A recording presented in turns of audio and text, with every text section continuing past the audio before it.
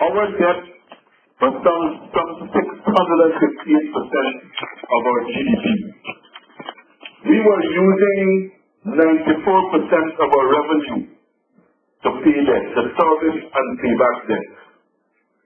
And if you add the money, the debt, the repayment of services and repayment of debt, with payment of public service salary, it was 114% of our GDP.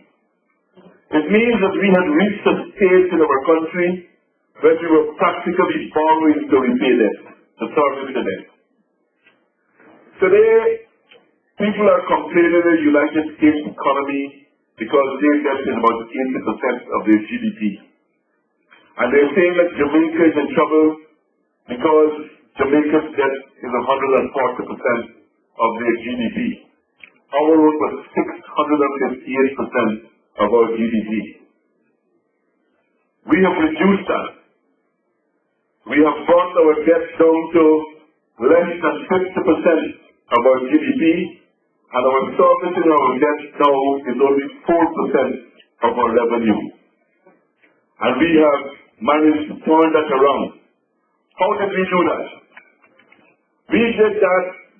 We didn't call it then a stimulus package. That was not in our vocabulary at the time.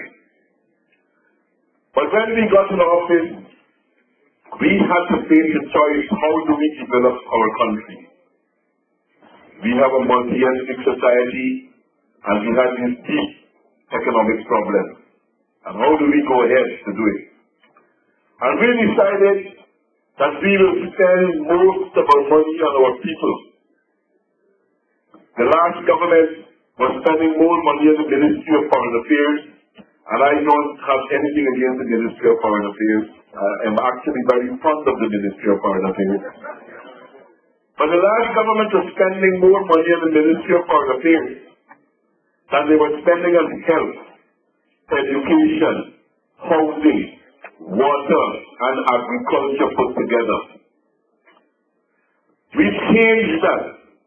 And today Guyana spends more on the social sector than any other country in the Caribbean. More than 30% of our budget goes to the social sector at this point in time. And that was a deliberate policy because it goes to our philosophy. We believe that the most important factor for development is not all the bauxite that we have and the gold and the sugar and the rice, but the most important factor for development is people. And our people, we believe, we have to give them the capacity so that they can turn things around. And that is why we have, of the social sector spending, most of our expenditure went to education. When we got into the government, only 30% of the children leaving primary school could have found a place in secondary school. The rest of them had to fail because there was no place, no schools for them. Today we have universal primary education, and we are on the verge of having universal secondary education. We are the only country in the region that has also invested in a learning channel. And we have to spend a lot of money for that, because to get it to cover all of Guyana, we have to pay satellite services to help our children in their studies. We have built in the interior.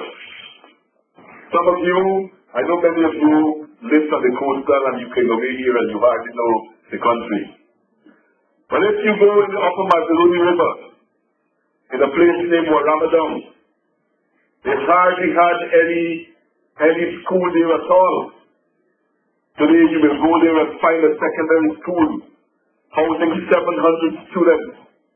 We built it with dormitories, and we're passing children as PhD there. Or you go on the top of the mountain of Paramakatoy, and again you will find another 700 students in secondary school living in dormitories. where the government provides for them 3 meals a day, all their textbooks, all their exercise books, school uniforms, because those areas have experienced tremendous poverty. They were practically totally neglected. We have built more than 1,000 schools since we came into office. And every single child gets school uniforms free from the government and textbooks free. And it is not cheap. When they try at one time to photocopy some of the books to make it cheaper, big lies. But that is violating copyright laws, so you have to go plenty money we got to spend for the books. But nobody is telling us about our children, how important it is for our children to learn.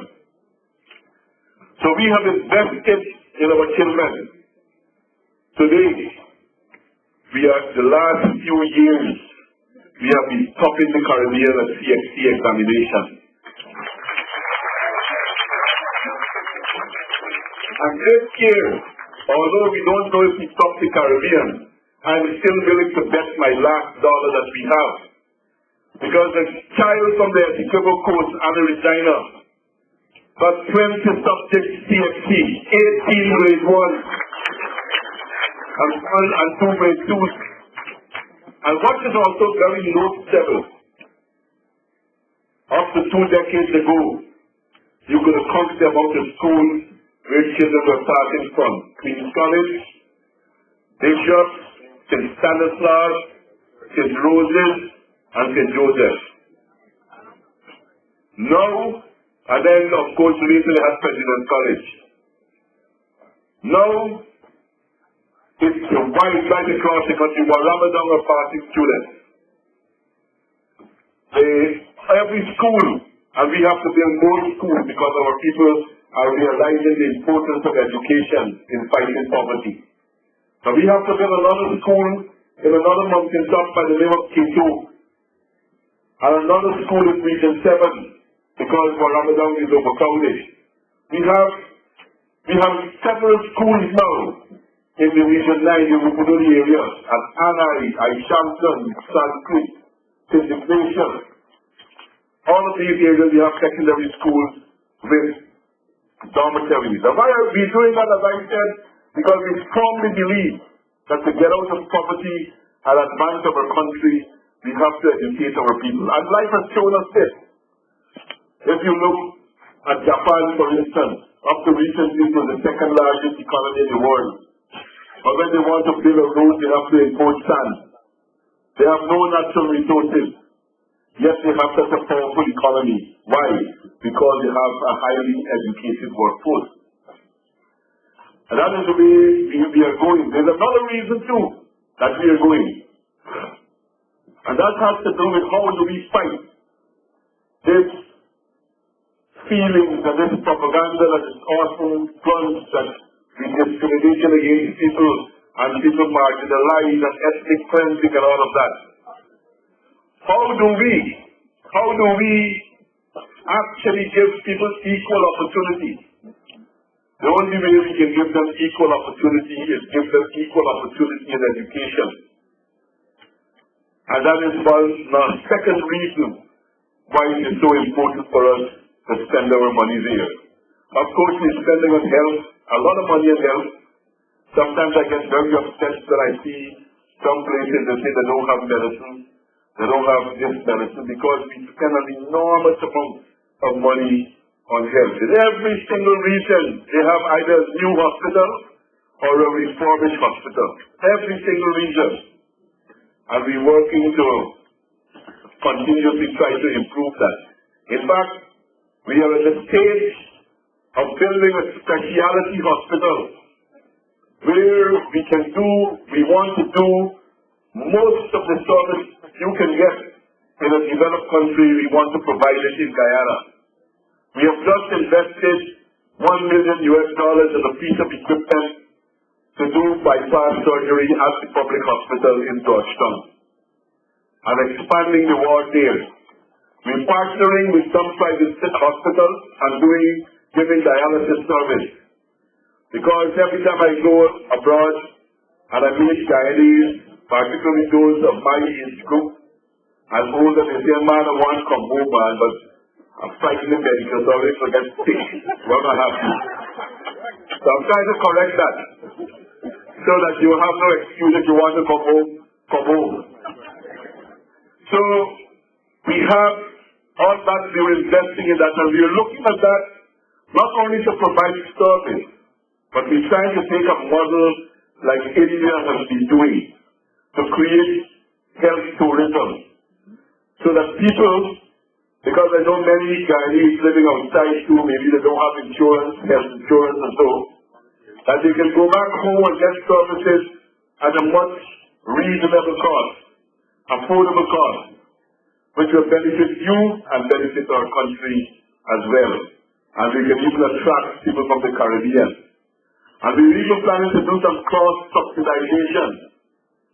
Like we will provide cosmetic surgery, planting ears for people's heads and so forth.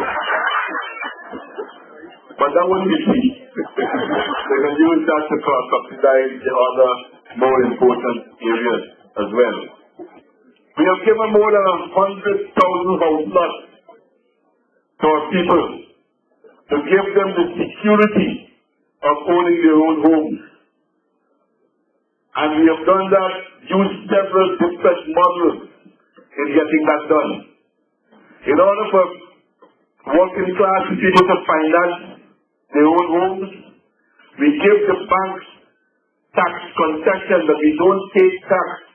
We don't take taxes from the loans, the interest from the loans that they lend to low-income people. Up to $8 million, we reduce the taxes completely so that they can lend working class people at very low interest rates, below the level of the commercial rates and so forth, so people can own their own homes. So we have, and I think it's because of those things that we have been doing that has stimulated the economy and has energized our people to work more, and as we get more and more investment, because our people are becoming more skilled now at this point in time. And that is why we have been making the progress that we have made over the years. But we have reached a stage now. We have reached a stage now where I think it is very important for us to go higher. We have taken our country from being a hippie country, a heavily indebted poor country, to now being described as a middle-income developing country. And I think we have the capacity, we have the skills, and we have the capacity to go to another level, to make us as a developed country, and to make us our country a developed country. That is the area we have to go. We have satisfied a lot of the basic needs of our people. Now, for instance, don't take Ramotar word for it, because of some other reasons they can store news and you won't believe us. But the FAO, the Food and Agricultural Organization, just gave Guyana a special award. I couldn't go myself to it, but Commander Caroline and Commander Hines went to Rome to receive the award that we got. What is the award? We are only one of 17 countries in the whole world that has not only cut poverty by more than half since they announced the Millennium Development Goal, but we are one of 17 countries that has actually increased nutrition in Guyana.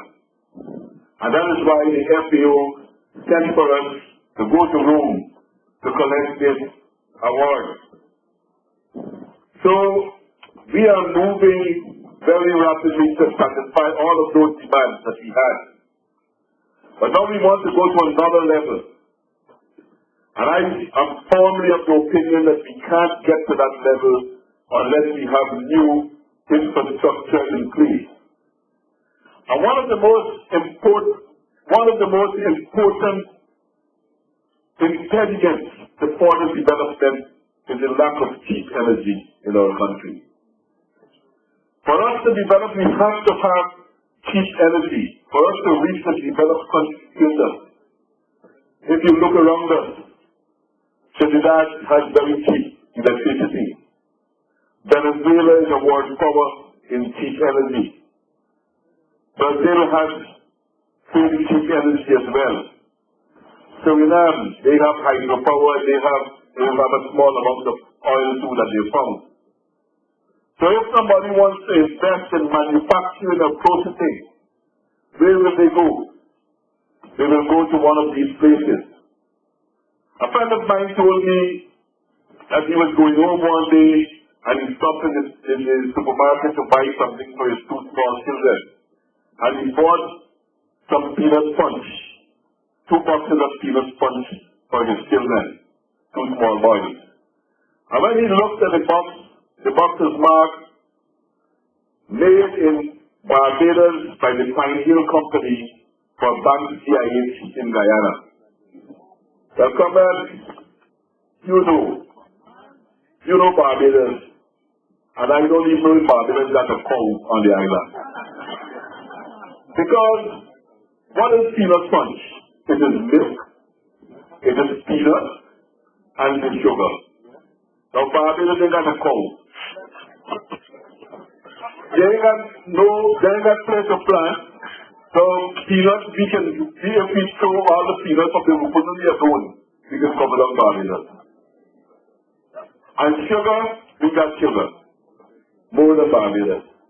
Why therefore when someone goes to Barbados to manufacture peanut punch? Energy, cheap energy is what we don't have. So they take some milk powder, mix it up, and some imported peanuts and make peanut punch. We definitely need cheap energy. And that is why what happened recently in our parliament with the sheer politics and forgetting the focus on the needs of our people. Because the propaganda that you see in the papers is totally and absolutely false. They said that they opposed the hydropower because we were going to create too big a debt for Guyana. Now, comrades, this is a private sector investment. This is Blackstone from the United States. This is one of the biggest investment companies in the world. So, that's the first instance. We were not going to contract one single cent of debt.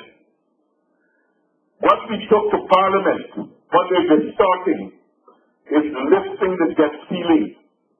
The same way as Republicans, want to give Obama an increase in the debt ceiling. Well, we went to the Parliament to lift the debt ceiling. Why? Because we had to guarantee the company that is building the hydropower that GPL is going to buy all the power from them. It's not that we were borrowing money, we were only guaranteeing this money. And it was a no-brainer. You don't have to be a genius to know that it was not a difficult thing to do. But what we also did, we also agreed with them because they said that we want to raise the debt ceiling and we want to borrow money. Why? We said that it will only be for this project. Money can only be borrowed for this project. And that was their suggestion and we agreed with it. We also said that, as I said, it's a no-brainer because right now, GPL is generating electricity at 20 US cents per kilowatt hour. They would have been buying electricity from this company at 11 US cents per kilowatt hour. So there was no way that GPL would have been leading to want to default. Right now the government spends $6 billion a year to subsidize electricity in Guyana so that the price of electricity won't go up. And plus $3 billion to lend them a loan to subsidize electricity. If we had that hydropower, all the subsidies will go the same day. The same day we could have $9 billion to put into other projects. More than that, the biggest importation bill that we have in our country is imported fuel to generate electricity. If we get that hydropower, then we will save on our fuel bill as well. But most importantly, those who ask me about young people have wanting jobs, how could they ask me that and cut a project like this? Most importantly, it stimulates the economy and attract investment. That is experience in every country up to recently in Uganda. That's the experience. All over, that's the experience that they have that it generates and helps to generate manufacturing for us to create a manufacturing sector, for us to create a agro-industrial sector. We need cheap energy to do these things. And this is the project they've got. But I'm not giving up on it. We didn't spend $30 million United States dollars to build that road to nowhere. And believe you me, I'm going to do my best. I'm going to work as hard as possible to ensure that the Guyanese people also have cheap energy so that we can develop our country.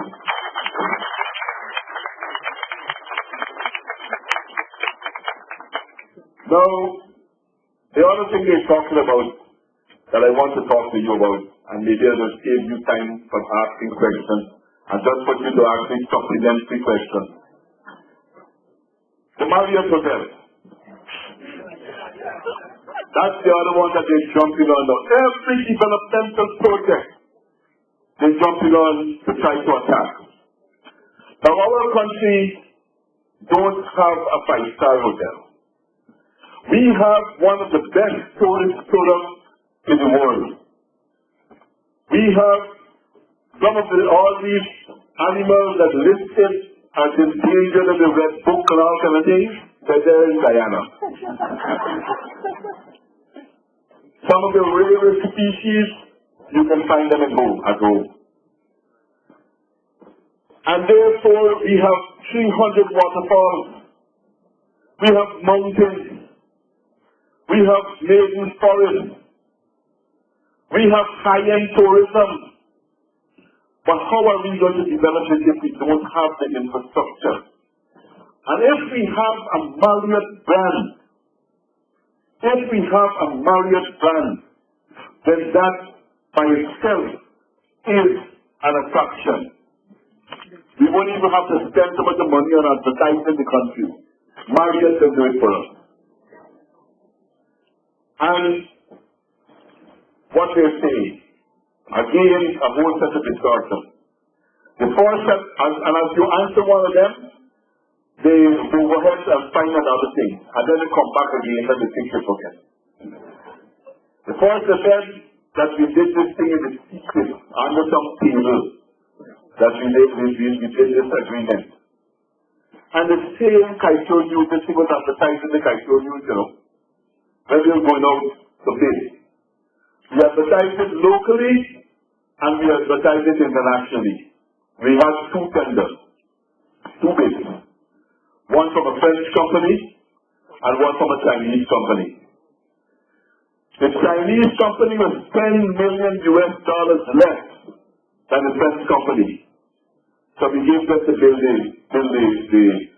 the Marriott Hotel. Now the Marriott Hotel is being financed in two ways. By debt, borrowing to build it, and by equity, so that they can buy shares in it. The debt is $58 million to build it, and the equity is $12 billion. So we are selling, recently you heard it said that we find an investor who will buy 2/3 of the shares for $8 million. So right away the headline in the paper was, how come you could spend $8 million and get a $58 million, 2/3 shares in a $58 million company? Well, either them sellers didn't know for truth, or they're really just trying to fool people. Because, as I said, this debt has to be repaid. And the people who own the hotel, the company who owns the hotel, will have to repay the debt. And therefore, it stands to logic that if you have 2/3 of the shares of the hotel, you will have to pay back 2/3 of the debt. But they are saying, they are making it look like this is a giveaway, that we have given away this hotel. What they don't say is that this is not unique to us in trying to help to get a hotel of that nature to stimulate tourism. We have in our country at the moment, we have a stadium. We have convention center. We have a lot of other facilities. We can have conferences, tourism, different things, but we don't have accommodation. Carden was telling me last night before the last, that when the Kuwaiti Prime Minister visited Guyana, he only spent a few hours and he went away. So he didn't overnight. He didn't overnight because when his people went to check the Pegasus hotel, that is not to his standard. No, this is serious. He didn't spend the night. He said it was not just the people even offered to fix up 2 rooms for him. But that is and they don't want us to have this facility. And they were attacking us at this point in time. But that is the fact. And these things are advertised publicly. The only project that we have that was not advertised publicly was the new airport that we want to build. And that was not advertised publicly because the Chinese was having a meeting with CARICOM countries. And they were asking each country to come with a project that they were willing to finance this project for these countries. And we didn't have it on a very short notice. We didn't have the time to go in the public advertisement for that. And we took the project to the Chinese, which they agreed that they will work on. But it's a very good project. Some of you know when you go home to Guyana and the rain falling, you can't come out of the place. You know that. Or if you come out of the place, you're going to get it. You'll get soaked. But more important than that, if you look geographically where our country is located on the shoulders of the South American continent, it is almost on the equator. It is almost in the middle of the world. It is ideally suited to be a hub between north and south of our country, of the world. I remember in the 1990s, I was in South Africa, and the South Africans wanted to come to land in Guyana. To land in Guyana, to in transit on their way to North America. But we couldn't accept the deal because our runway is too short. But we should be a hub for Africa, for South America, people flying for Europe, people flying through there. It's like, we could be like a Panama. You go to Panama and see how many flights will be Panama. We could be like that. And that is why we thought this is an extremely good investment for us to do. And again, we see them cutting the budget and talking about all kinds of things that are totally not true. But this is the quality of this project. There are other projects too that we want to do in order to take us to the level. We are right now in discussions with the Brazilians. I don't know how far it will go, but trying to work with the Brazilians. No agreement has been reached. We've been discussion so far to develop even more hydropower potential because north of Brazil is short of electricity. They're running out of electricity. They say by 2020 they would have electricity. And they're looking to buy electricity from Guyana, so they're willing to help us to develop even more hydroelectric potential. And we're looking to build the road, to pave the road to Medan, so you can drive all the way on a highway type of road. And we're looking to build a deep water harbor so that we can import and export in larger quantities. And at the same time, the possibilities. Oh, well, I just got good news for you. You'll be the first to hear this. Even before the Guyanese at home. The Brazilians have agreed to do the design for the road. You know? So, and if we find oil, which everybody seems to think that we will find, a company was drilling for oil, they spend a whole set of money, but because the pressure of the gas was so much, they had to plug the hole, because we didn't want another Gulf to happen in Guyana. And they are back again with the biggest, with doing more studies, sophisticated ships, and so forth. If we find oil, we don't only need one Marriott, we probably need Marriott in almost every village across the coastline. So, those projects, I believe, are very important projects that can take us to the next level and to move us further along. Let me touch very quickly. You have the time? Let me touch very quickly on some governance issues. Because that's another talk about things, the fancy words, transparency and all of that. You know? But let me give you what's the reality. Guyana, since we got in government in 1992, when we got in government in 1992 rather, the last Auditor General's report was in 1982, 10 years before. Since we got in government, every single year the Auditor General audits the books. And that's not the end of it. When he finished, his report goes to the Parliament. It goes to the Public Accounts Committee in the Parliament, chaired by the opposition. At the moment it's being chaired by Greenwich. Chaired by the opposition. And government officials will have to go there and answer the Permanent Secretary and Senior Public Servants. And then that report goes to the full Parliament. And 60 days after the Ministry of Education, the Ministry of Finance got to put out a Treasury memorandum saying what they will do about all the observations that have been made. Every single year we're doing that. And they talk about that's the most important part of accountability. Let's take procurement, the procurement sector. Every single government contract is publicly advertised. Publicly open to the press there. When it's open and announced who bid and how much they did before the evaluation. And at the end of the process, announce who wins the bid. No other country in the Caribbean that happens.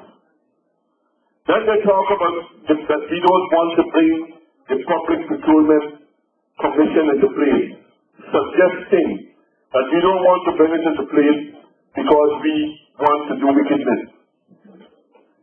But what is the reality?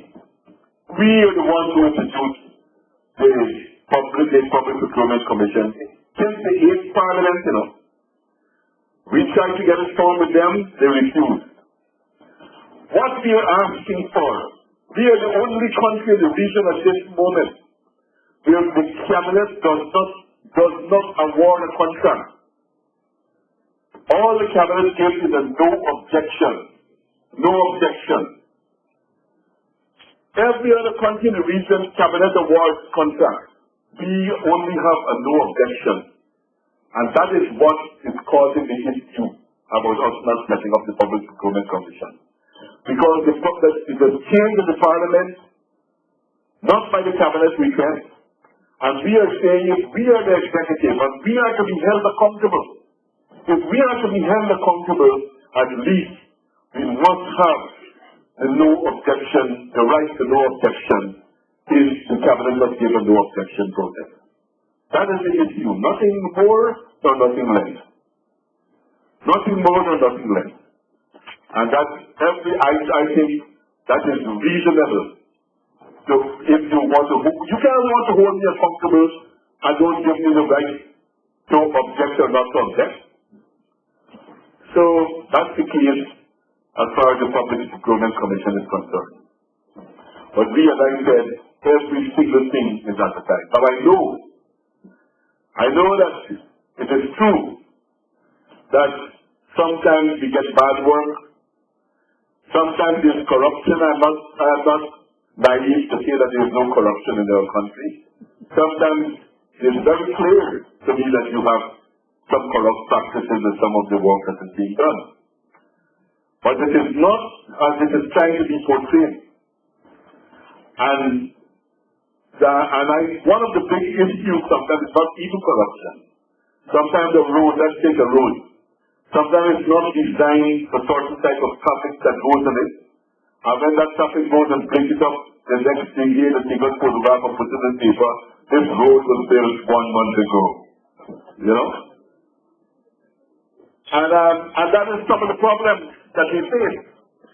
Sometimes it's corruption, but I think the big issue is that we don't have enough contract. Right now we have more than 1,000 roads out to be built in the villages. The same contractors we have to give them, they're overloaded. I'm telling our comments we should go to Trinidad, go to Suriname, even bring the Chinese, and let us get our work done in the place. So that is some of the difficulties that we actually face and some of the attacks. But one thing, let me close at this point before I open the floor to you to have your say. I must tell you that the Kaishur News and the Sandro News, you will never read anything good about this government. Never. Why? Because they see us as impediments to them. The Sandro News represents a class of people. The Sandro News represents a class of people that used to make decisions for the country over bottle whiskey at the Georgetown Club. And that time has passed. They don't believe that we should get power. They believe that we should be walking in the right field as the case, field or something. And they represent that class who see that they lost authority and lost influence, and they blame us for that. They fight the devil like that when they used to cut him from the morning, because they saw him as someone who took away that privilege from them. And the Kaishur News represent the lobby rich, those who had rich and things of bad in our country in the 1970s and the 1980s. When you had smuggled bread into cakes, when you could have been, you were criminalized if you were found with a pound of flour. You could have gone to jail. Those people paid a lot of money, and if you walk down with the streets of the commercial sector of our country, it is the same people who own those places now. Now they have a lot of money, but they don't have political power. And what they're doing is trying to get political power or political influence. That is what the fight actually is. And that is why they will never report. How much of you knew that we won an award from the FAO as bringing the country to increase nutrition and cut hunger and starvation? How much of you know about the fact that we built 1,000 schools since we got in office? That we built hospitals in every region? That is not news for them. This is why they will never like us. And one quick thing before I take my seat. I know that you're going through difficulties when you go home because of the airline situation in Guyana. And we're working very hard on it. That's why you should support the airport project. That is a permanent solution to the problem. That is the permanent solution to the problem. But in the meantime, we know the difficulties that we're having. Even at the current the government meetings, we talk about the subsidy that that the Trinidad government was giving to Caribbean Airlines that has made things like Delta pull out. But we will talk to Delta to try to get them back. We will talk with other airlines. We are talking with other airlines. We have just given the permission for Fly Jamaica and Travis Pan to start operating, and hopefully that will bring down the prices and so forth and create a competition so that you can get home for Christmas and enjoy a good black cake and marble. You're working with the Surinamis. The Surinamis don't have a flight coming to Miami, and we're trying to work with them to come to New York. And we're trying also to work with them to go to Canada as well, while we're looking for more and more solutions. And as our economy improves, we will see how we can bring back the CAC, if we have to do that. So bear with us a little bit more as far as that is concerned. We know that it's a difficulty and we're trying to deal with it. So thank you very much, and let me give you the chance to ask me your question now. And more with the sugar packaging thing. And things fall down. All we are doing is trying to be careful to work with you. We want to be an inclusive part to help you to govern Guyana. We don't want to using government countries, government parliament, Sanko. We want to work with you. So Papa, let's work and build the country. Thank you, Mike.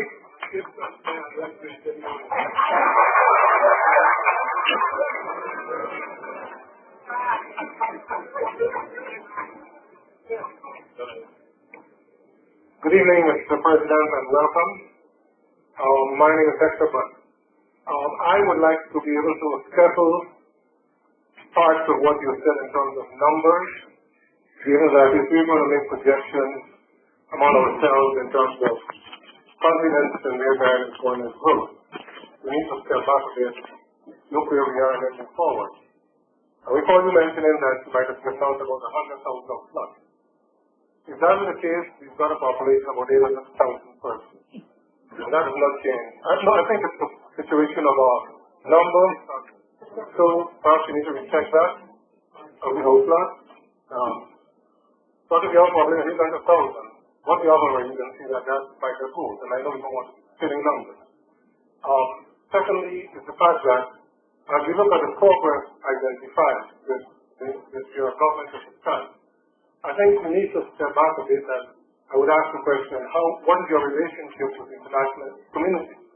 Because the last government had a situation in which, if you look at the numbers, and incidentally I do not read the price shows, I do not read the start of things, my friends know that. I just operate on the basis of reason.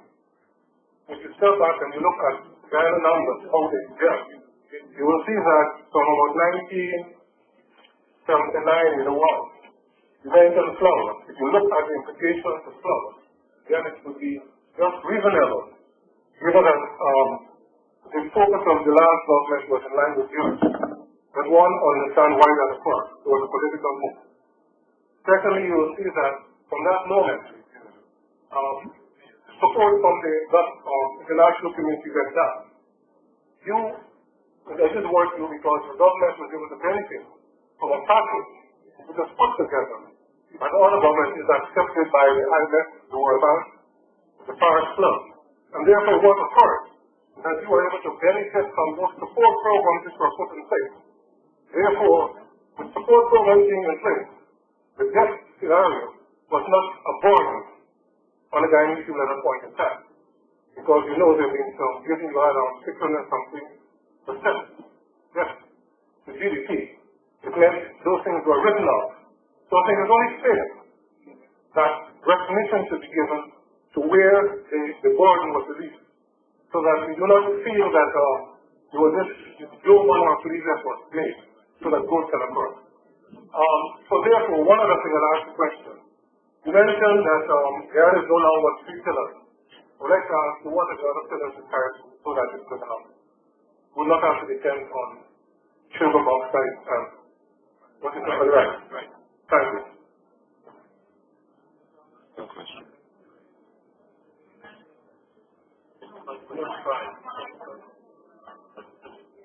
Mr. President, thank you for coming to Atlanta. My name is Mark O'Hanlon, former teacher in Guyana, retired in New York City, Guyana. Many of us have developed quite a large bank account. Here. Our banks are giving us about a 40% interest, but it's FDIC insured. I personally would like to invest some of that money in Guyana, but I'd like to know how big it is. What type of income, what type of interest I'll get back on it, what type of industries I invest in it. And to be honest, I'm one of those who would have liked to go back to Guyana, but I'm getting a bit old and concerned about the health situation. Crime. We've heard of it. But look at that as an aspect of being in money. Because you come extensions, social security, big money is coming in. So probably you can look into that aspect of it.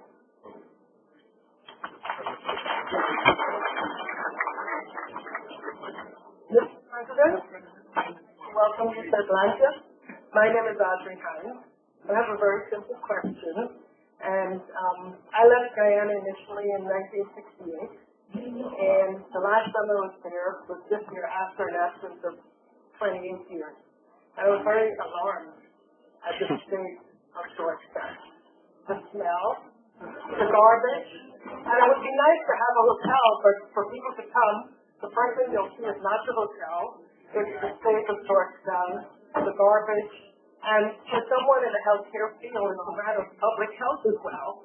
And so what efforts are in place or will be taken to really improve the look of Guyana to the way I remember in the 60s? That's my question. Thank you.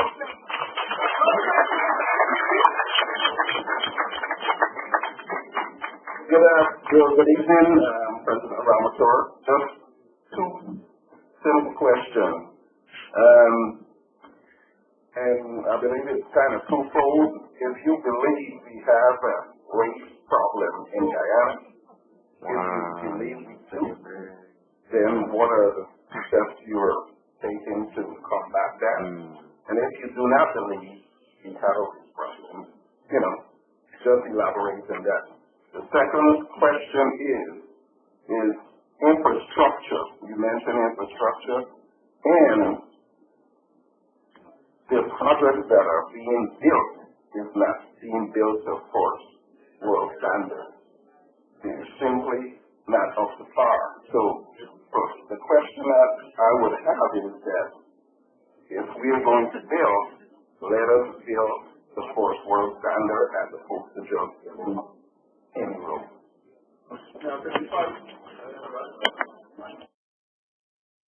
Not only equality to be recognized in, but he was also seeking equality in wages and salaries and jobs and so forth. So, I would say in Guyana, there is no economic base.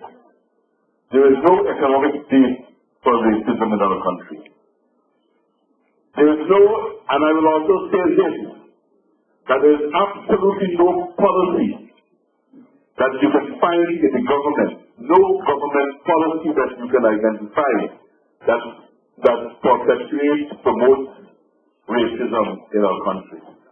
But of course, we do have prejudices. We do have prejudices.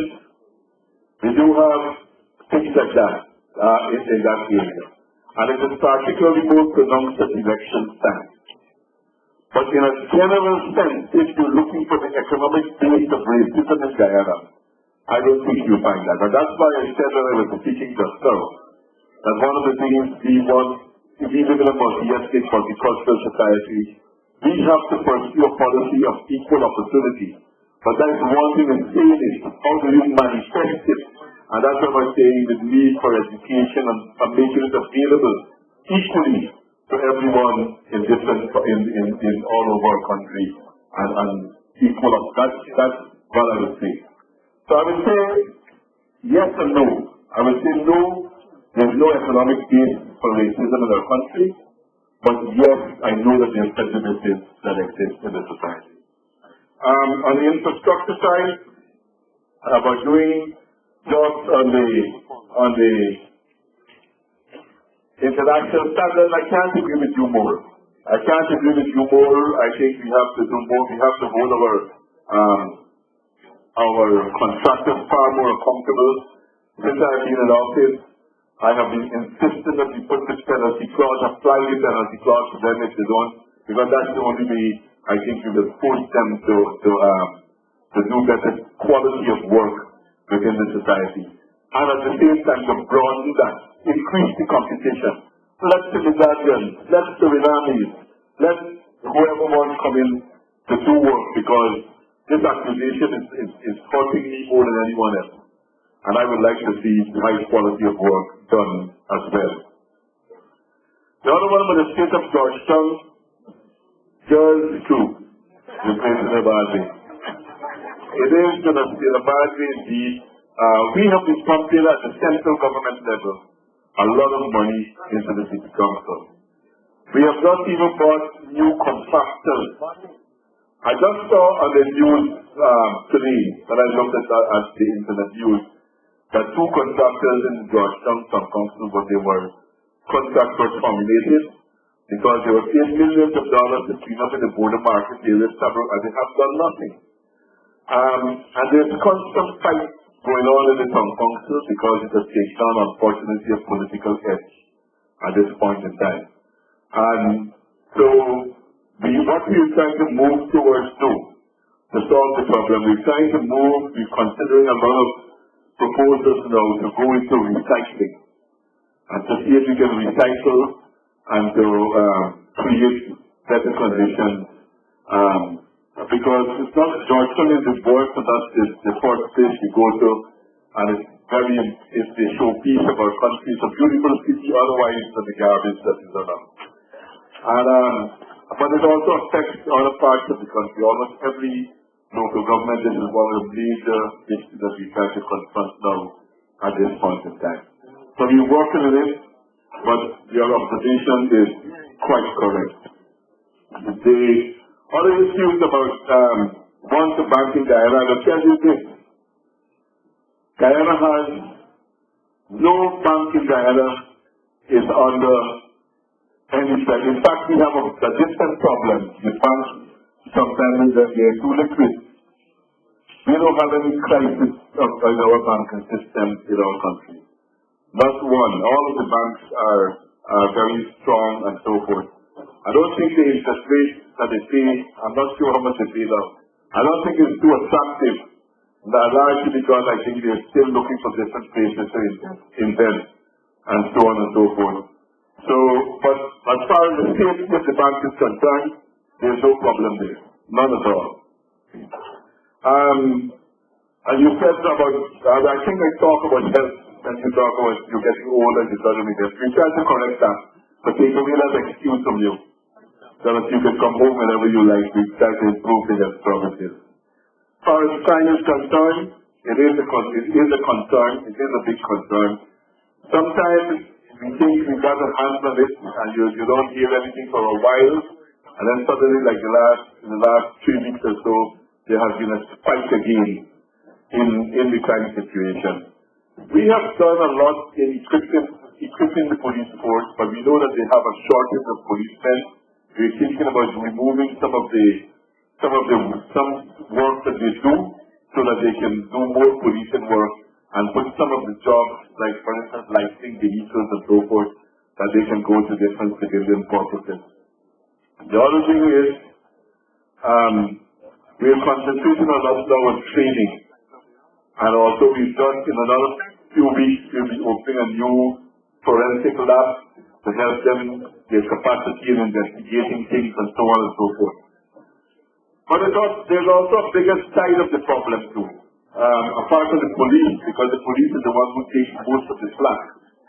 But there's another side of the problem that we have to look at as well, and that is the judicial system and how it operates.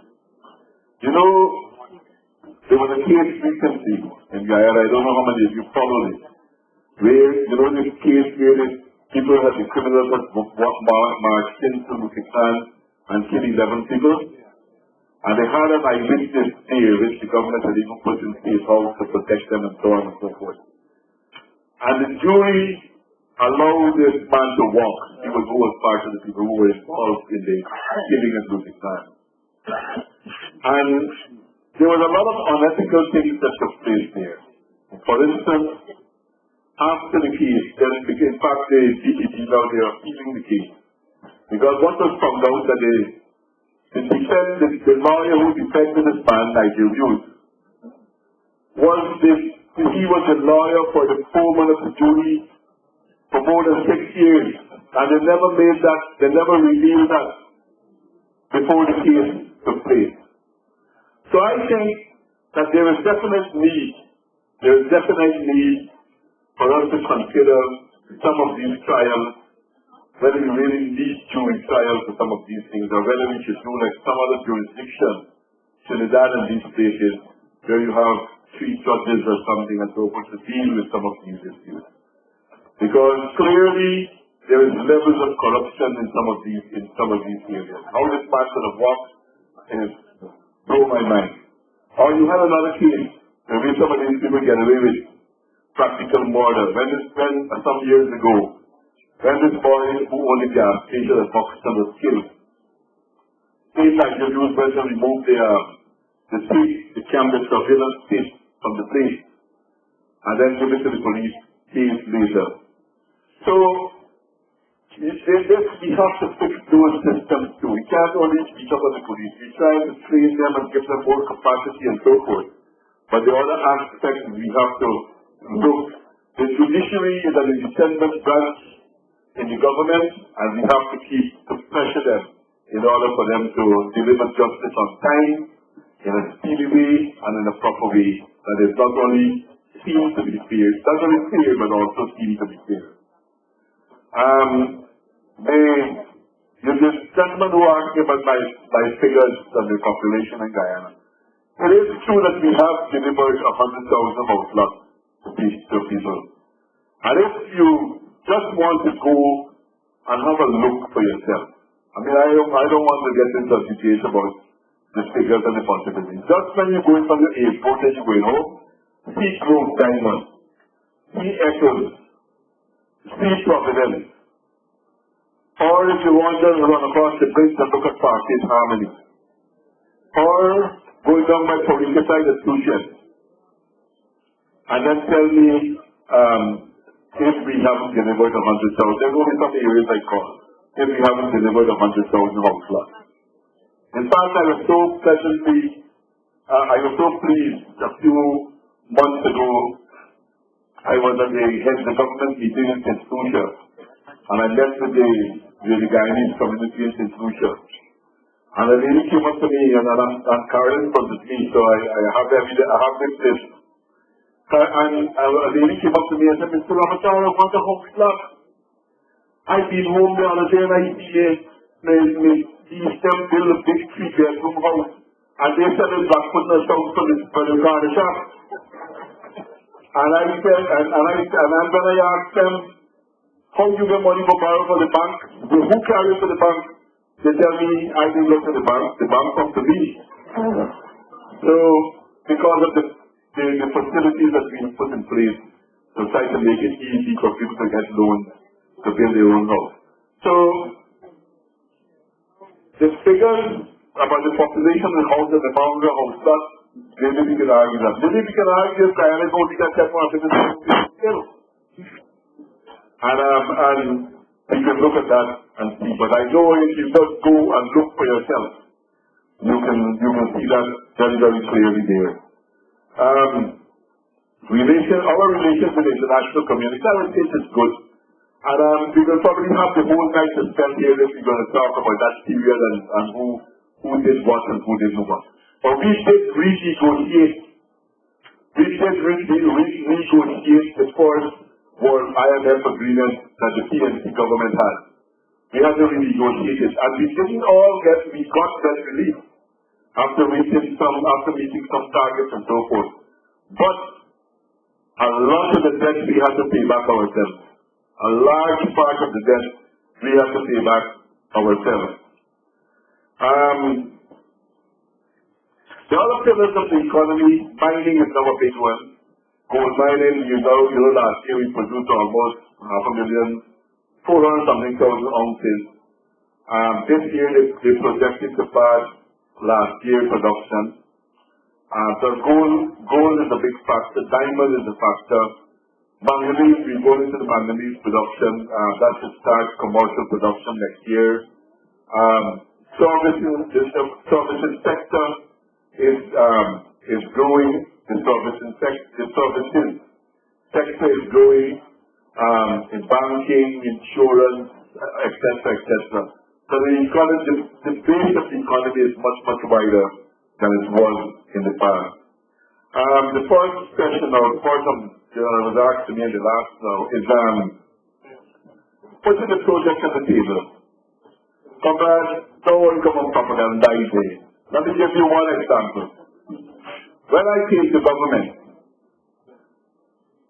I invited the two opposition parties to have a presentation of the Amila Falls to them. We had a full presentation with all the technical people, and we gave them some documents.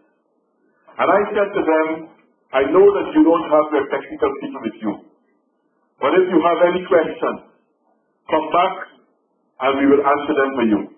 I give you 2 weeks if you want, and come back. I never heard from them. A year later, I called them back again and give them an update of where we have gone, and give them more documents. I even told them, I said some of these things are confidential from a commercial point of view, because we were engaged in discussion with Blackstone, which I should know one of them. But I'm giving you these documents under the hope that you understand and respect the confidentiality of these documents. How much more you want me to do? I give them all of those documents and give it to them to study. Site Global had 2 presentations to them. Blackstone had 1 presentation to them. They visited the site, the road. We took them on the road and flew them over the Amila Falls. All of that. I don't know what more you want me to put on the table. Tell me what more you put on the table. You know? Tell me how much more I should put on the table. And it's very difficult. Let me just give you another example. It's very difficult for me sometimes. I want to. 2012, we negotiated with them on the budget. They came and said, we're going to give them someday. I give them, at my expense, I give them political capital. When I agreed to lift the pension from $8,000 to $10,000 per person. And we went to the parliament and announced it. At the request of the opposition, we had discussion and we agreed to this. The next day we negotiated again. And we talked about the subsidy of the electricity at Vinden. And we told them what we have to do. We have to begin to space it out. We're not going to cut it out at one time, but we need to space it out. And they agreed with us. And I was so elated because I said, at least we're getting somewhere. But Sam Hyde had to present this in Parliament the next day. He wrote it out what he would say in Parliament. He showed it to them. We still have it with their correction in their own handwriting to make sure that what we agreed on is properly reflected here. Read it out into the Parliament that we had an agreement. Lo and behold, before the afternoon was finished, they come out and say that they had no agreement with us. So when I talk about putting it on the table, I don't know what else to put on the table. What else to put on the table as you're talking about that. And I think the propaganda probably is getting through to you when you talk about like Skeleton State. Yes, Skeleton has its problem. And the Chinese are being blamed for Skeleton. But what is the Chinese fault? Booker State were the engineering, were the people who were overlooking everything. I remember asking them about the quality of work and they said everything was going right. and so forth, and now they're blaming the Chinese. But we just had Bush coming to the country, and the outcome, they did a lot of work. And the next outcome, they're supposed to finish that work, and the government is beginning to perform much, much better than before. And I don't know what you're talking about Enmore. I know they had an accident at Enmore, but we package the sugar at Enmore. They're using the morale gold is being packaged right now. So we had the problem, there was an accident there, for sure, but I don't know what's the other thing you talk about? My handwriting, I can't even read my words sometimes. All right, there was one other thing that I don't understand is transportation or something. I can't remember what it is. But airport.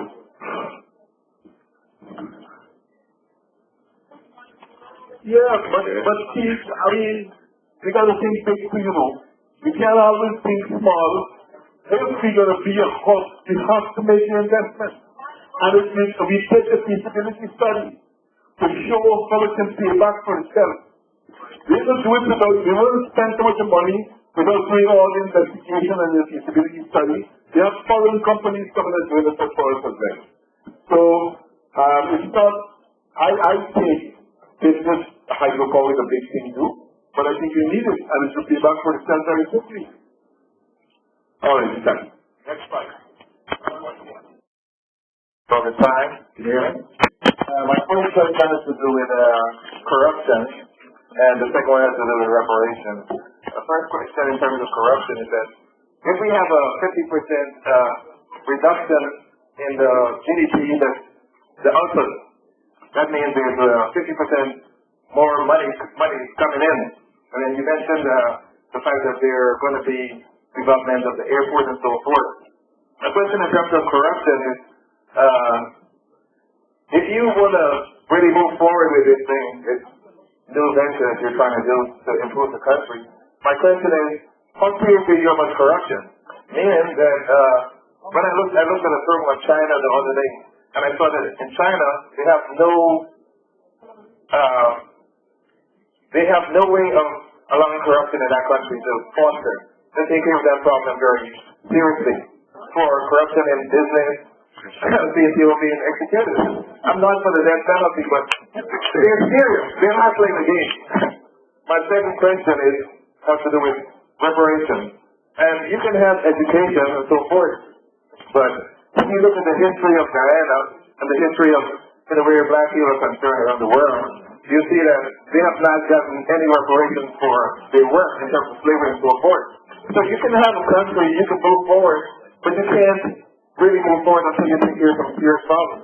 You've inherited those problems, meaning that you don't have to give financial capital to some of the African Guyanese, but you do have to do something that's really profound. Basically, education, understanding their history and so forth. You can't just say, let's move forward, because the race is not even. You don't try to correct by saying that everybody can just move forward, because everybody that's in the race, some people still have been time.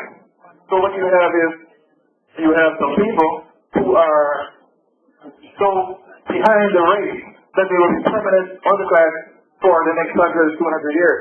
So you can't just say have education. I think you need to look at reparations, because you do have some people who are paid after the independence of Guyana. So you understand what I'm saying? You have to have this thing, or you're not going to move forward. You're going to permanently have this problem. So I think if you can address that, that's all my question. Thank you, sir. My name is Paul Because Basaimo. Honor to meet you here. And my ancestors especially like to be here to address the President of Guyana. There's only one simple question I have concerning energy and development. And he was talking about energy and development. My question is, what is China's government doing towards solar energy? I look at that development and future development is teaching the youth and bringing knowledge to them. That's one question. The question is, what is China doing to bring solar energy to the youth and knowledge? Thank you very much.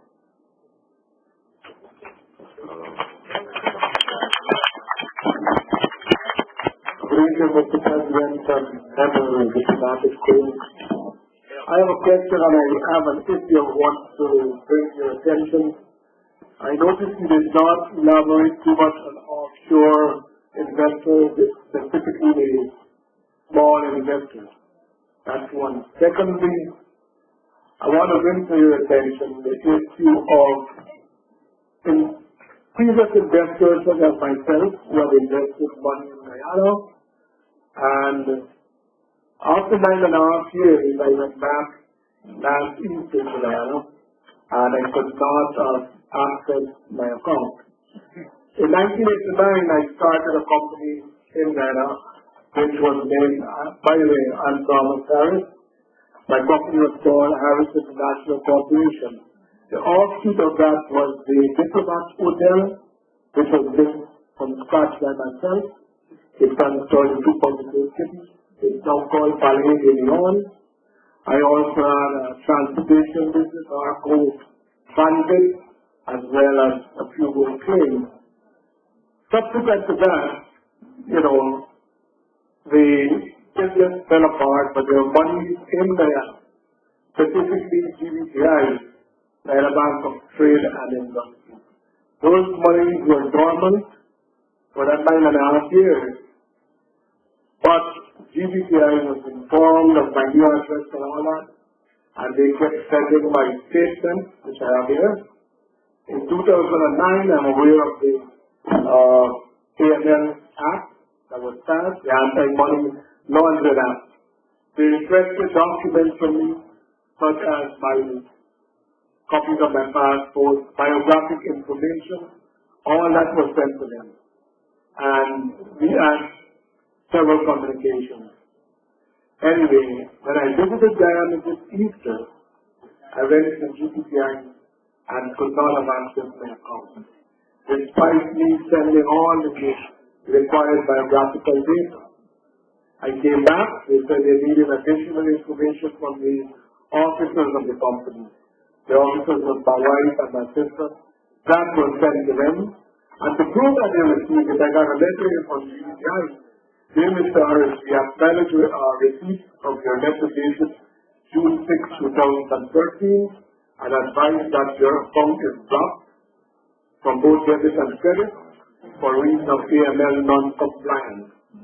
I want to bring this to your attention because it was compliant. Everything was sent to the lab, but then I hear. Sir, I don't want to interrupt you, sir. In front. First, Mr. July there is a member of staff of the embassy. We will take the details and we will look into it. Yeah, because what you're asking me now is to also get this, your signature of the debtor, as well as copies of the passport must be authenticated by your bankers or by the company. If you let us know what the problem is, we look into it. The problem is that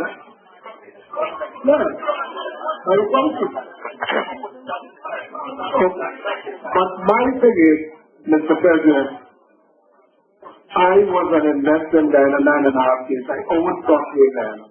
Why should us who have good intentions to go back and invest face such? I call it incompetence by the bank, as well as either they're complacent or they just plainly don't want my business. Because these documents were investment. So I'd like someone to look at this.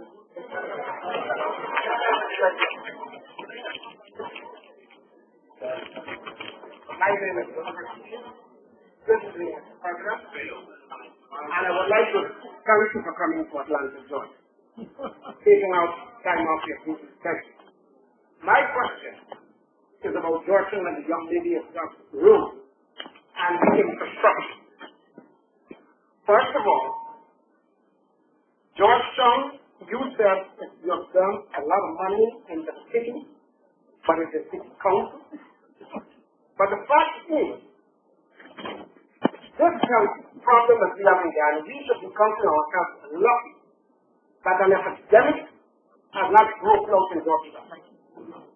We should be fortunate about that. Because walking the streets of Georgetown, there's stagnant water, green grind fire, over people living on the streets of Georgetown. What I would like to know, Mr. President, what are you and the government doing, along with the city council, to come together and make Georgetown the city that it once used to be?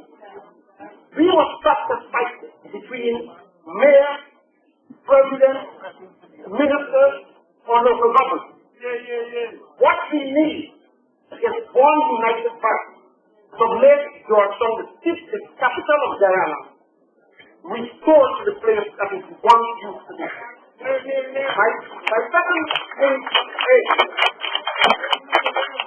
we have a lot of shrines in Guyana. These buildings are being dilapidated. The secure, it looks like a shack. Our school is no way to go to see it. No. The fact is, we have a lot of infrastructure. Please advise me, Mr. President. I don't care whether it was the PNC government, whether it was the PCC government, or whose government. These infrastructure needs to be maintained as a shrine to Guyana. And if you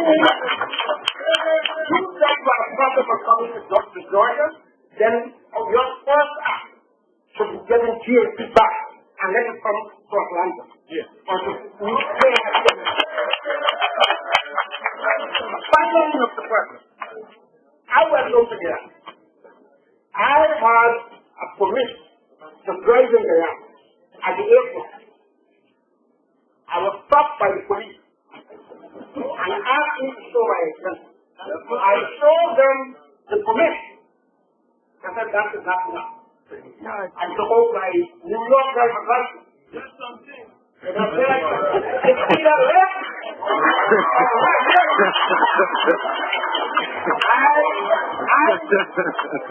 I was ignorant of what they really meant. I thought that they on the left. So I said to the officer, I don't know what you mean. He said, I said, left or right. When I got home, I was telling this to my son. He said, welcome to the club. And the left or right means. Just give them something for the right decision.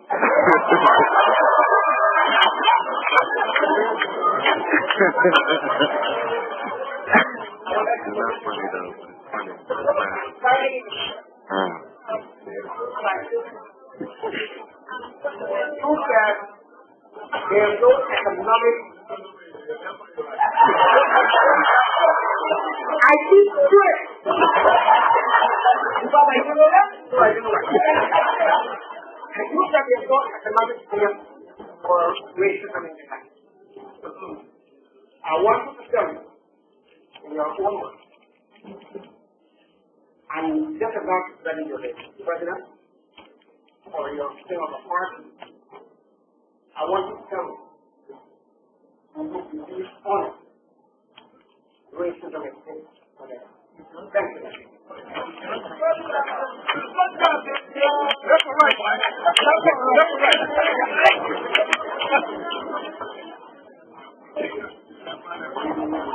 Excellency the President, First Lady, and distinguished members of the Presidential Party. My name is Novella Naval. I am a second-generation Guyanese American. I listened to you very intensely. There were some things that is very near and dear to my heart because part of my education I obtained it from Guyana, so that is something that I am passionate about. I would like to know, and I know that you've spoken about the schools that you're building and some of the wonderful things that you're doing for education, and that was very well noted. I would like to know, because we're moving towards century and in a technological stage where we are today, and competing with the rest of the world, what are we doing with the existing infrastructure of our school? And when I say that, I mean every school in Guyana to be able to have access to the internet, computers. I visited my school, Golden Blue Secondary School, prior migrating to the States, and It was deplorable. Just the conditions of where children have to be able to obtain an education. It was disappointing. And so I came back to the state with the vision and the mission for my school to adopt that school. And I created a scholarship for that school where kids can be able to at least have choice. I would like to know what are we doing with having access to technology for every school in Guyana, not St. Roses, not St. Joseph, I mean every school in every aspect of Guyana. My next question is police misconduct. Now, I don't want to listen to the news and to listen to the propaganda, but when you listen and you look in your country and you see the deplorable police misconduct, a lack of sensitivity training for police officers, they're supposed to be the gatekeepers of our system, and they're supposed to be what you would call sorts of protecting and serving our communities. And if we can't depend on our police, and there's a lack of accountability, what happens to police community policing in our country, where the police is working closely and cohesively with the community to whom they serve? I also would like to know that at some point there is a long-term plan for a universal health care, because my father, his generation, is getting older, and like a lot of guys stated, I would like to know what are we doing with being able to have decent access to health care for everyone. Georgetown Hospital, the conditions there. Access of getting to Georgetown, to the hospital, not in a minibus, not in a van, but in an ambulance, in a medical transportation, a structure for our citizens. I also would like to find out a little bit about the domestic violence in our country. What are we doing? Are there safe houses for women, children, and men when these occurrences happen? And is the government holding accountable? Is there some form of education or something? Thank you for your time.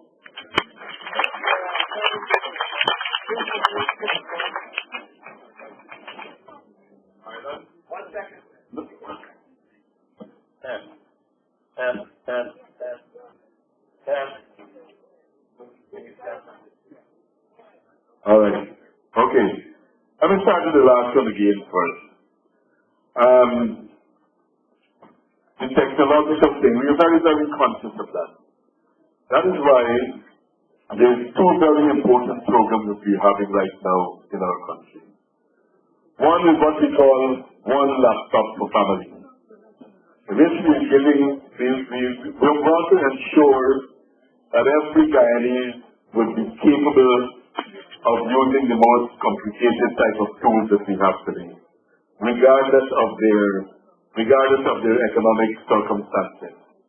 And as a result of that, we have already given out 30,000, and we have another 60,000 to give out, so that every single household in Guyana will have computer to be able to understand, manage it, and manipulate it. That's one important project as far as technology is concerned.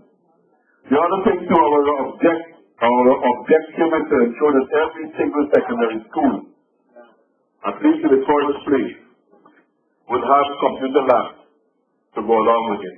And we're working on them. Some of them have already, but this is a process that is going on at this point in time.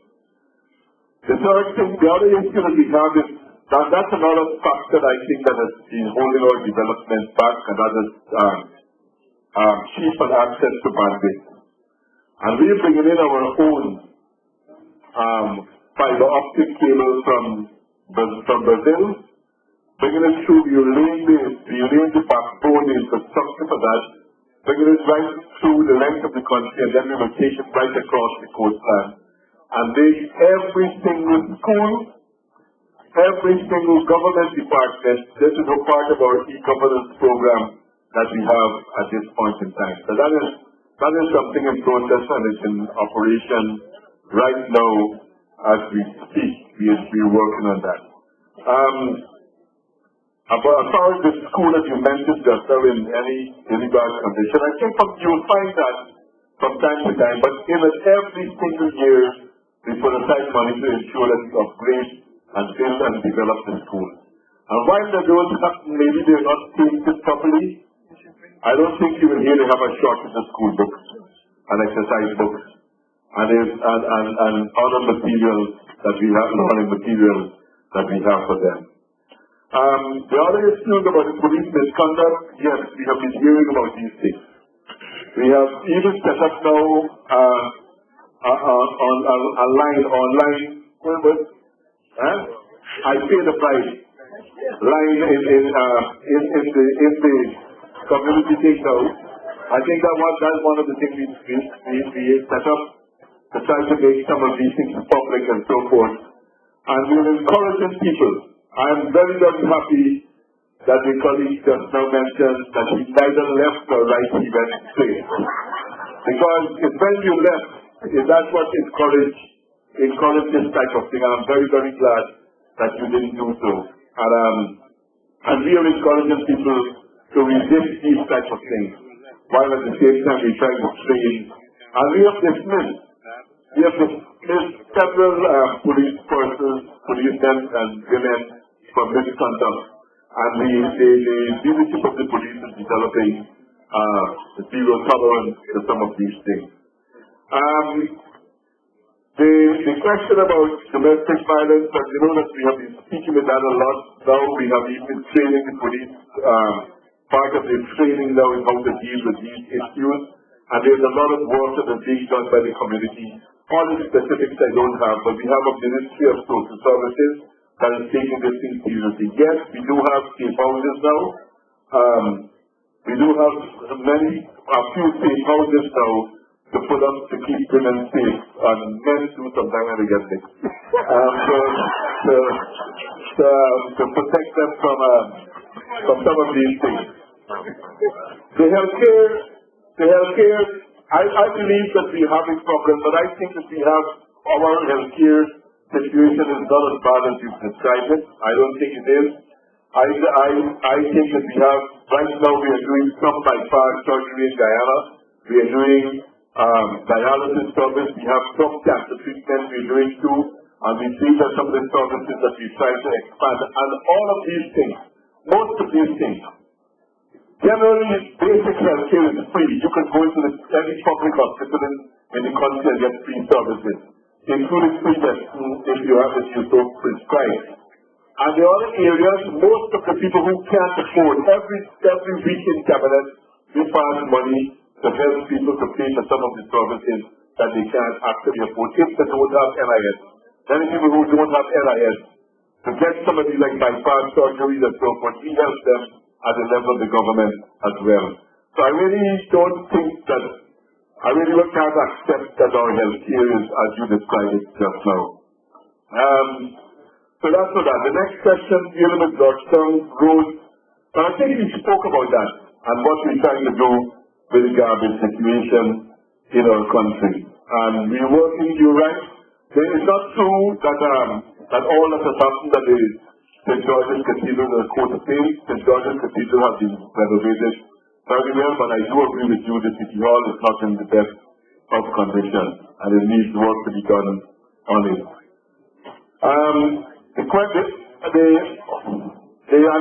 When we talk about that we're trying to deal with it with the staff here, but a lot of these things are being imposed on us from outside, like the Anti-Money Laundering Act. These are things, very international things that we have to comply with in some of these areas. The solar energy, we haven't done it in the wide scale that we could. Only yesterday I had some discussion with some investors who were telling me they want to come, they want land to put solar farms and so forth.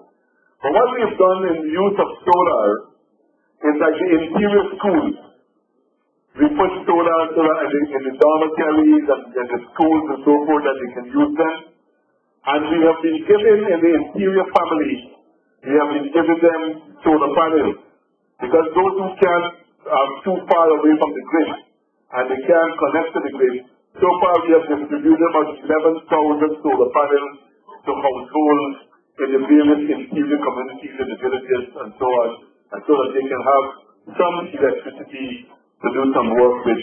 So that is how we're using solar panels, not fully as you expect, but it is not some, and we use it like also in the interior. Mostly in the interior, and now more and more on the coastline, like some street lights. More and more villages are going towards buying this solar type street lights to put up, and using it also our traffic lights, for instance, in the country is solar driven, and we're using solar for pumps, like wells in the interior, to pump water. We're using solar sometimes windmill to do that type of work. But to the wide scale, not as yet, but we not rule that out as yet.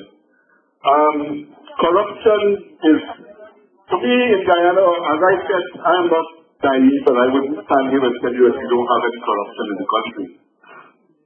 But I think in Guyana it is being used more of a political tool, being tossed around as a political tool to way to try to attack the government. The level of corruption that you hear people talking about, one investor told me, the Ramotar chairman told me that Guyana is the only country he's ever come to that nobody ever asked him for a prize.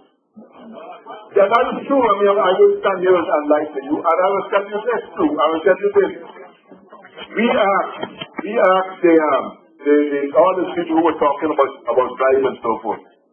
We said, go and ask your company. Don't let us be there if you feel that our presence will intimidate them. You go and ask any of the companies, any US company, any Canadian company, any European company, go and find out from them who they ever paid the price to get their business into operation.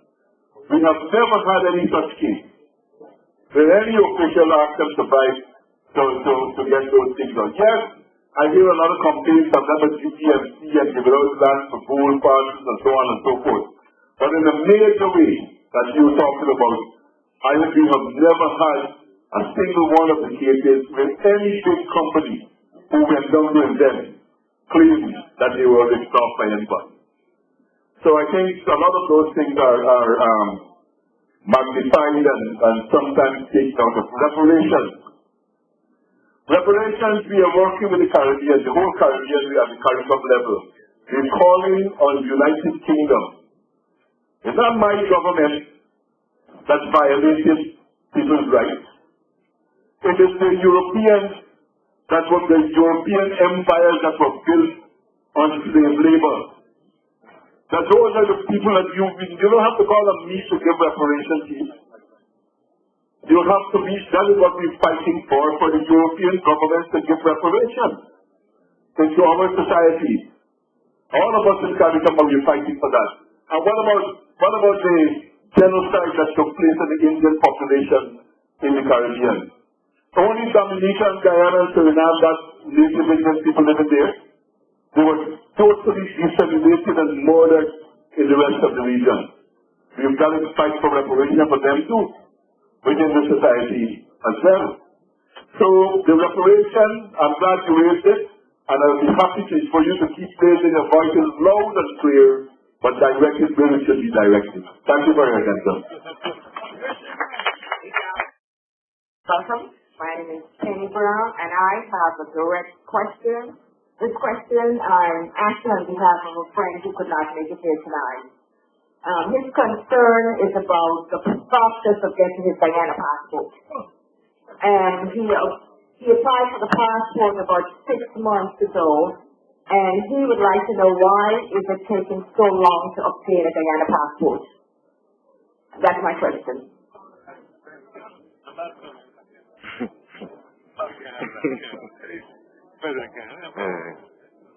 Hello, my name is Carol Bradshaw Jackson, and I have 2 concerns.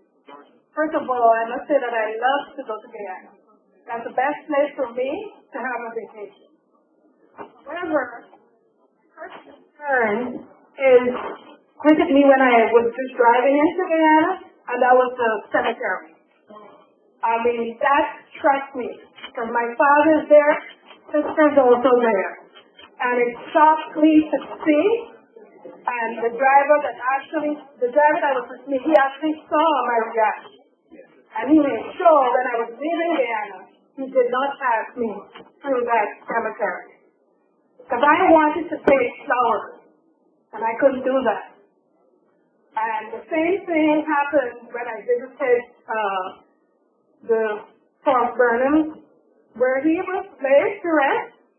There were children playing on his tomb. And I wanted to ask those little children, I said, do you know who is buried there? You know, I was the same driver I had forever from the time that I was there. He said, before there were guards there, but now there aren't any guards. So that kind of upsets me. That and the botanical gardens, because I left Guyana 30 years ago. I would like to take my kids back to Guyana. Because both of my parents were head teachers, and they used to tell me, next to heaven is Guyana. I want to take my kids back. That was my first concern. The second concern is the water situation. Because I live in a good neighborhood. When I went to visit my neighborhood, I noticed that a truck drove up with water.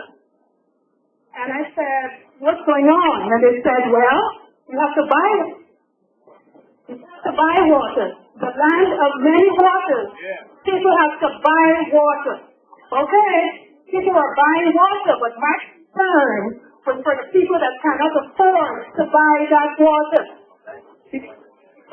I live in Sept, and those people were buying water. That's a fairly okay neighborhood. I'm concerned about the people who cannot buy water. Because I want to go home. I want to get my family home. So I asked them what was going on. They said that there are worms in the water. So I made sure. When I went back to the hotel where I was staying, I said, what's going on? And then they told me, they gave me a tour, and they said, well, they have this filtration system. So their water is okay. So for me, I only had at that hotel. And everywhere I went, I had to ask, well, what's the situation with the water? Oh, we have bottled water, you know, that kind of thing. So that's my concern.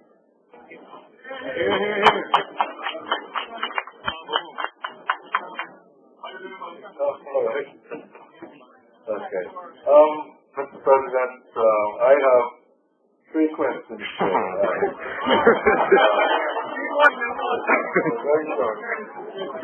One is addresses the education comment that you made about the number of high schools that you're developing in the hinterland.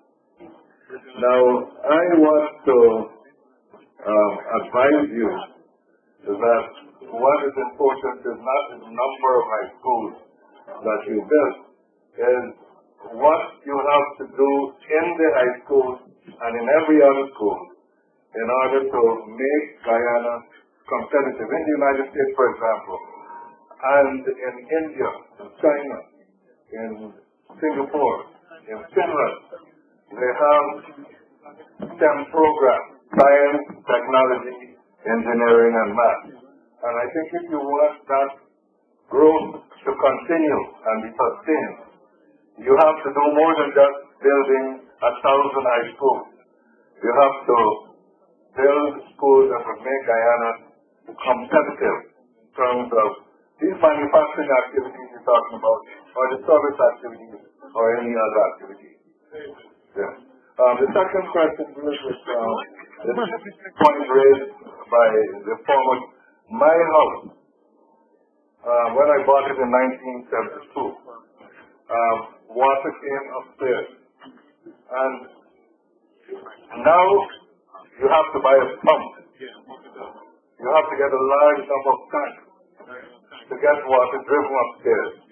And I am wondering what the Guyana Water Authority is doing in order to deal with that question, including the question of sanitary water.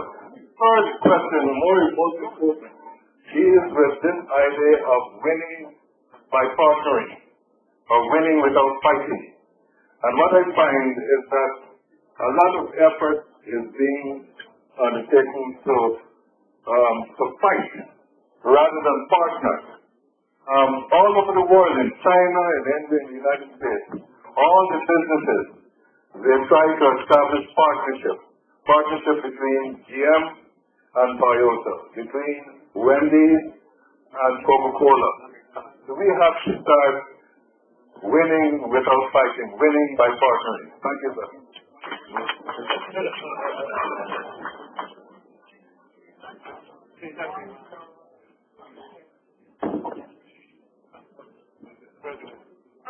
Good evening, Mr. President.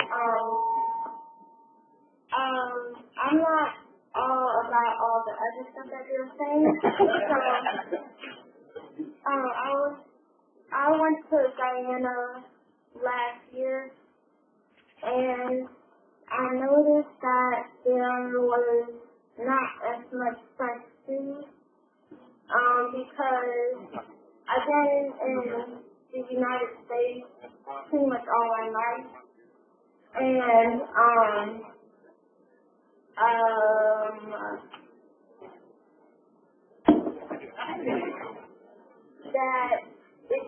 that food is kind of tasted just like the United States food. So, yeah.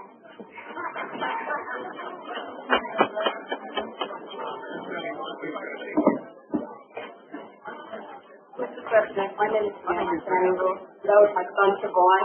And I recently, like you said, last summer, took my kids to Guyana to experience. Both my husband and I are from Guyana. I was here since I was 14. But I wanted to take my kids back to see where we were from, our culture. Of course, they enjoyed it. My question is to you, is that since my kids enjoy it, I wanted to have a second home in Guyana for them when they wanted to go visit. When I went online to the housing authority, it seems like the price is completely different for those that want to migrate, not even migrate, but have a second home. And then I was told that the government chooses where you will have your land, and you can't say, well, I grew up in Paradise, so that's where I would want my land, because that's where my family is. And you're told that you're not able to, that they give you a choice. So I'd like you to answer that question. Secondly, in reference to education, to piggyback, I went back to Guyana, and one of the purpose to go back to Guyana was to fund this official school, Paradise School. I went to a predominantly East Indian school. When I went back to that school, it's well developed. The school that I wanted to sponsor, which is in the community, was totally, chaotic. There was no windows. Like you said, unpainted. All the grades are in one big room, Paradise Secondary School on the East Coast. And all the grades, I'm just thinking how kids learning with just a board in between each classroom. There was no library. There was just nothing. So I need to know, you're saying that you're building for all schools. How are we solving that problem? Thank you.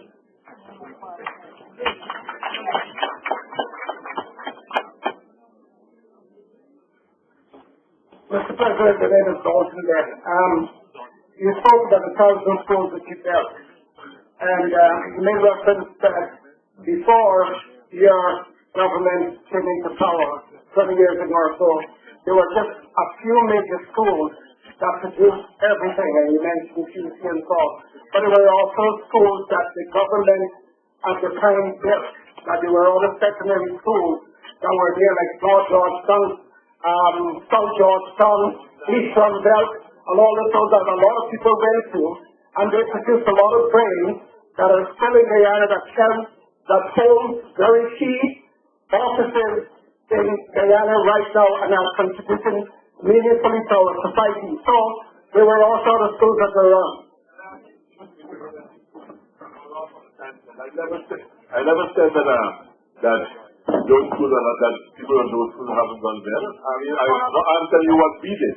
And we still, since we got in the government, more than 1,000 schools. I didn't say that North Georgetown is produced big white people. The inference was that they were most of the power song came from QC and so on, and the government had very few schools, and there wasn't that large emphasis on education. I'm just paraphrasing what you said.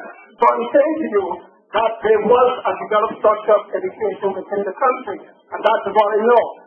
The point that I raise to raise, however, is that you talk about mining and development and so on. All of this is good.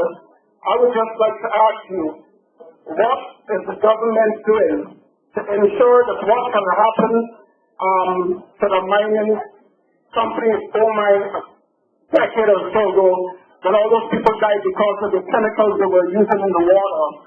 What our government is doing to safeguard that any other developmental company that's come into our country to mine for gold, bauxite, or whatever they're mining for, that they have safeguards that if a catastrophe happens like it occurred then they have to compensate the people that were damaged, and they also have to take care of the fauna and thunder along on the waterway. They have to clean it up. That's what happened over here.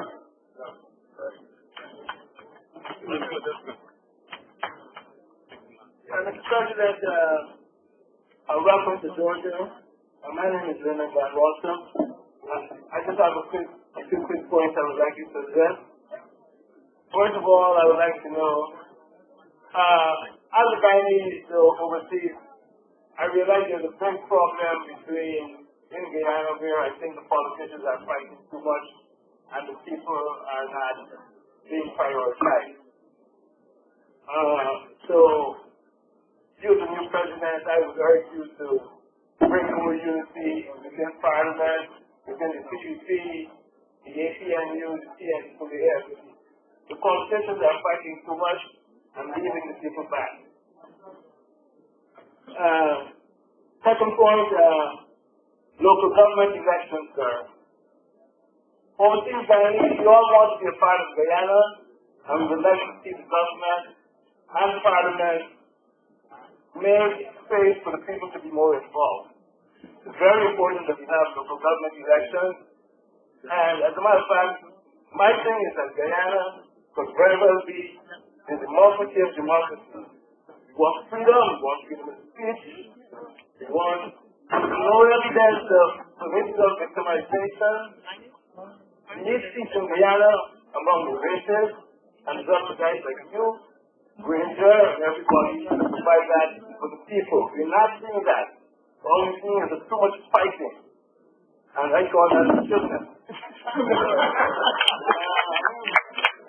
Another thing to say, you spoke about Maria. I think it was very bad for the minister and Mr. Bradenton and the city government to be building a hotel in Guyana without Guyanese labor.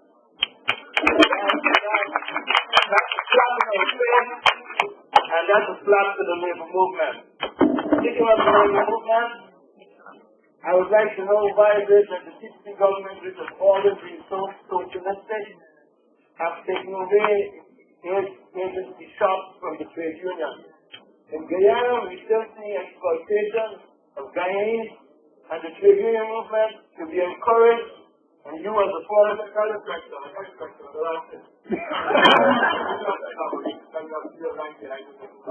sir, but you know, these are concerns to all of us.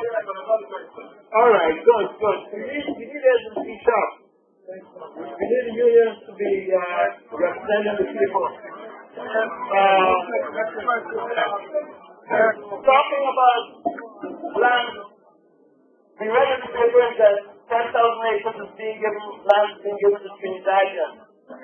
We would like to know that the land is being given to overseas Guyanese and Guyanese organizations like the Guyana Association of Georgia and all these organizations. We should have access to land that we can build our home in Guyana and also get land for farming. All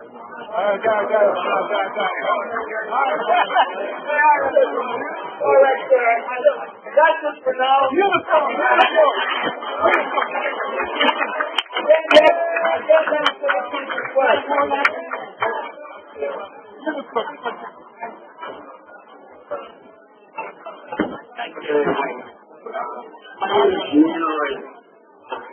Mr. President, welcome to Atlanta. First Lady, Dear Leslie, thank you very much for you too. So, our beautiful Prime Minister, I say to you so very welcome, and please let us see more often. I think it has been unfair for all the questions that have been directed to the President. He did not work. Let us settle some of the questions to Madam Prime Minister. And I know she can handle it as deftly as the President did. My question is, Madam Prime Minister, is as regards the Guyana project. I have looked at your interview, and I read only from the bottom of my heart several times. It is indeed a very impressive document, or documentary. My thought happened to be, you went to 3 other cities. Look what was happening here in Atlanta. Would you mind having that interview that I referred to placed on DVD? This was to make sure that I am not thinking I'm expensive these days with technology. And have it distributed among the diaspora, more especially via organizations like the Guyana Association of Georgia, one of the most powerful organizations in North America. If you send 1,000 of those things here, it will be much more effective than hoping and praying that the IOM will help you in that regard. So that's my question, and God bless, and let us see you more often. I wanted to ask the President of Dr. Sept.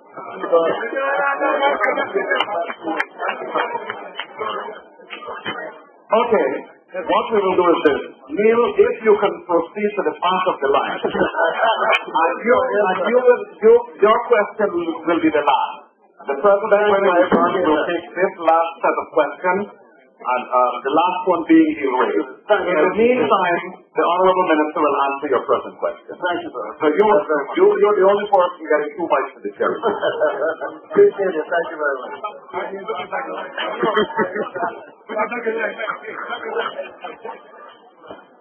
Let me just answer the question. And thank you very much for the question, and thank you very much for actually having an interest in the diaspora project. But what I can say is this: what we're trying to do is to have a survey of skilled Guyanese abroad and their interests, what they're interested in terms of development in Guyana. We know that there are Guyanese groups like the Georgia Association, many alumni groupings and so on, that have been doing work in Guyana, but sometimes encounter difficulties in terms of sometimes red tape, they need a letter here, and that sort of thing. And we wanted to hear from those groupings their recommendations on how we can improve this process so that I can go to the cabinet and say we want to fix this, and this is what we need to do. But also individuals who are here. So, for example, people meet me and say, Minister, I would like to go to Guyana for 2 months in the year to teach at a school. Can you facilitate that? How can we have a program? So it would not just be somebody having to see the minister. It must be a program in place. But you have to go online and do the survey so that we would know that there's John Jones in Atlanta and he's interested in this. We have had over 500 persons already they took this survey, and we're doing the analysis right now. But you can still go on and do the survey. What we'll do, we will then send the results. You will see that result.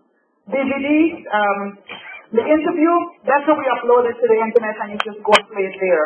Because the DVDs are now obsolete almost. You can just put it, and so we try to get that up. There's certain interviews. But thank you for your interest and for letting me share the work with the President.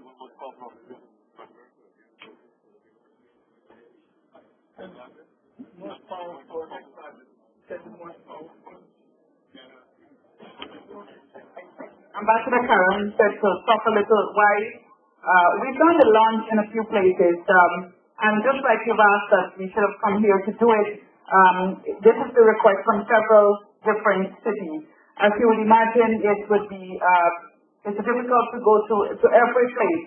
But now that I've seen some, I would ask Ambassador Karen to probably return and at another time to deal with some consular matters as well as the diaspora project. Good evening, Mr. President. You want me to answer these one that I have? And then I'll take it, nobody else, I'll take this rest of the day because my wife must be dying for starvation.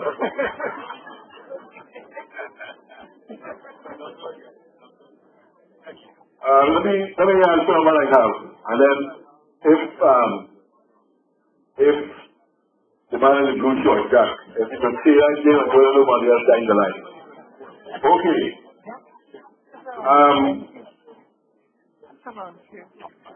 I think the course of getting Guyana passport, you answer that, right? Guyana passport? Oh, so that's go to the embassy email. Now, the condition is a cemetery. I must admit that it is really in a bad way. And that's part of the problem we're trying to deal with pumping money and so forth to fix these places up. But I was telling some people just this afternoon that myself and my wife, we had a conversation. But if this one we died before the other one we would like. And I told her that I would like to be cremated. Because I can't imagine myself lying down in the burial ground all the time. So I agree with you. It's in a bad way. And we have to try to make it better and give these families they can have and can go and pay respect to their loved ones who are there. And we try our best for that. I must admit to you that you stopped here the water issue. Because I've never heard about this serious water problem. We have water problems sometimes. I'll tell you how we get it sometimes. These are temporary problems. Sometimes we get blackouts because most of the pumps that pump water are electrical pumps. And if you get blackouts and they are that low voltage, sometimes you can't pump. And then why some people in order for insurance stations got these black tanks to collect water to get gravity flow from them. So that's one issue. The other issue, a lot of the water we get out is well water sometimes.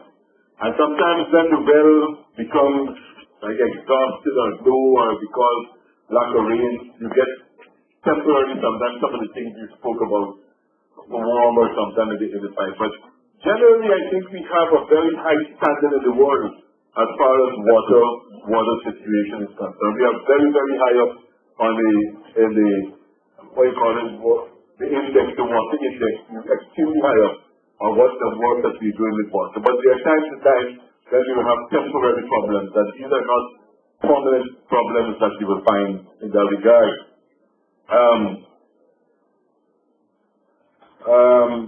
The question about the children playing on the late President Bottom Tomb, I've never heard about that before.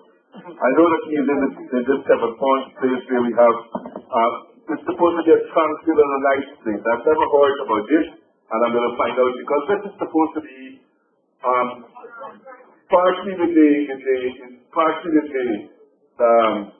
National Trust and partially with the management of the gardens. So I'm going to find out about this because this is unacceptable. We have to give respect to our leaders who have gone before us. The education system,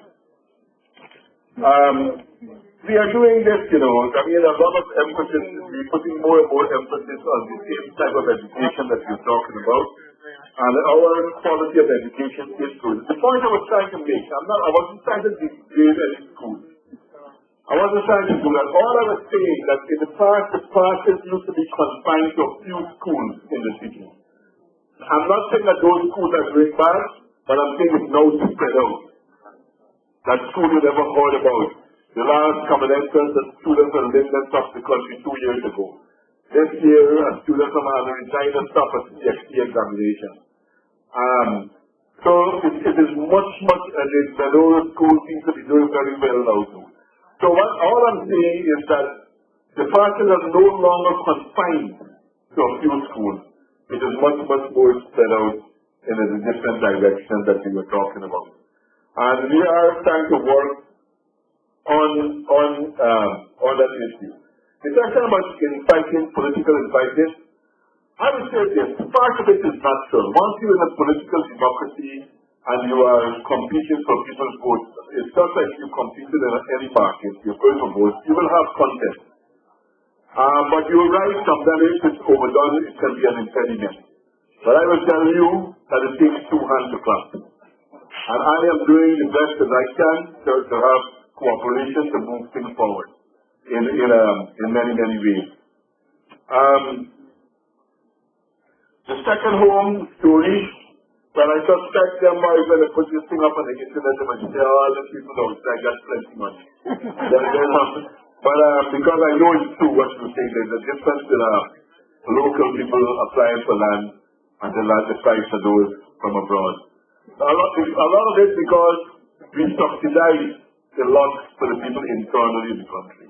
The people don't pay the full cost of developing a house lot in Guyana. Those are subsidized things. And it's really important because if that is going to be their home and probably their only home, why do you want a second home somewhere else?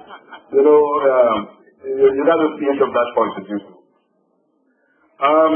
The expression of the Omai disaster, nobody died. First of all, nobody died. It was a disaster, but no one died. We had a single death in that case.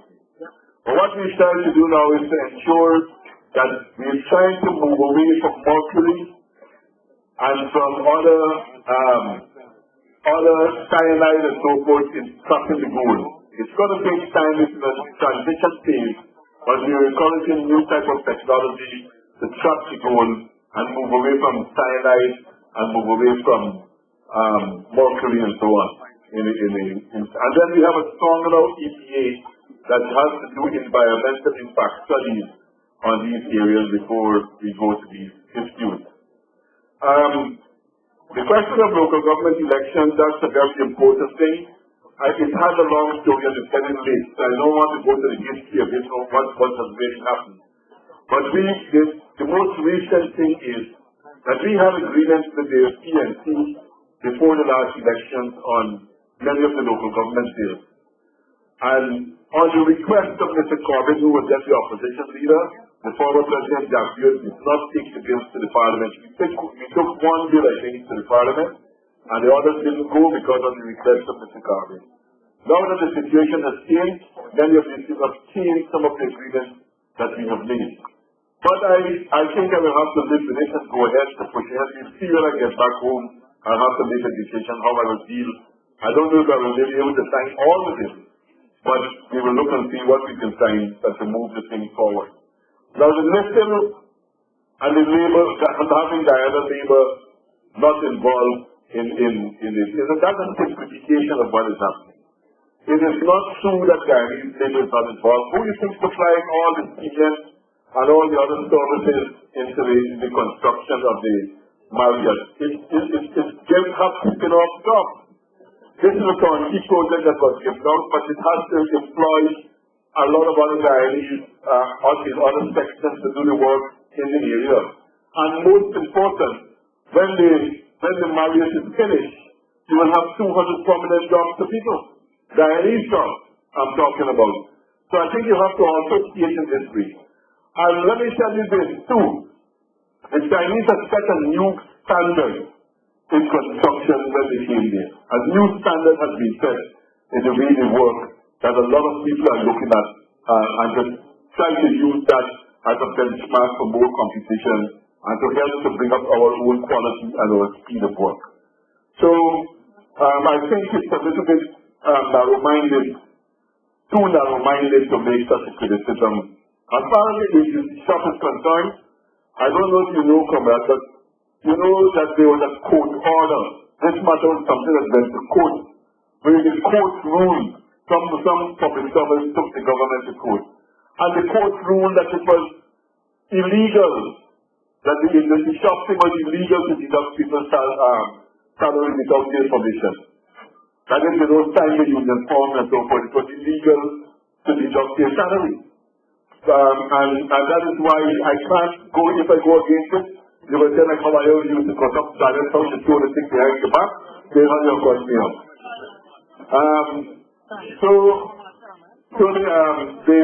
It is something that went to court.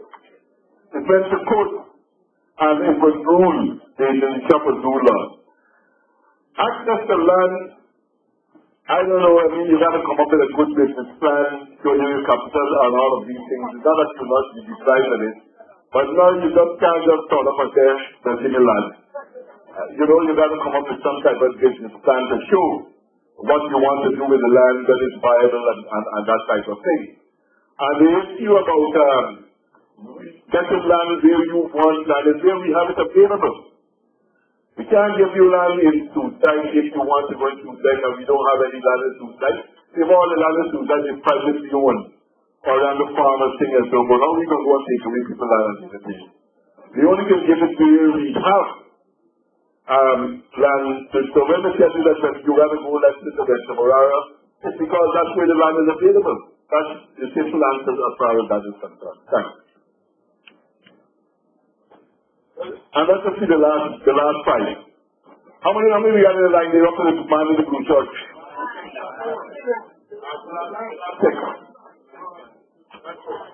Good evening, Mr. President.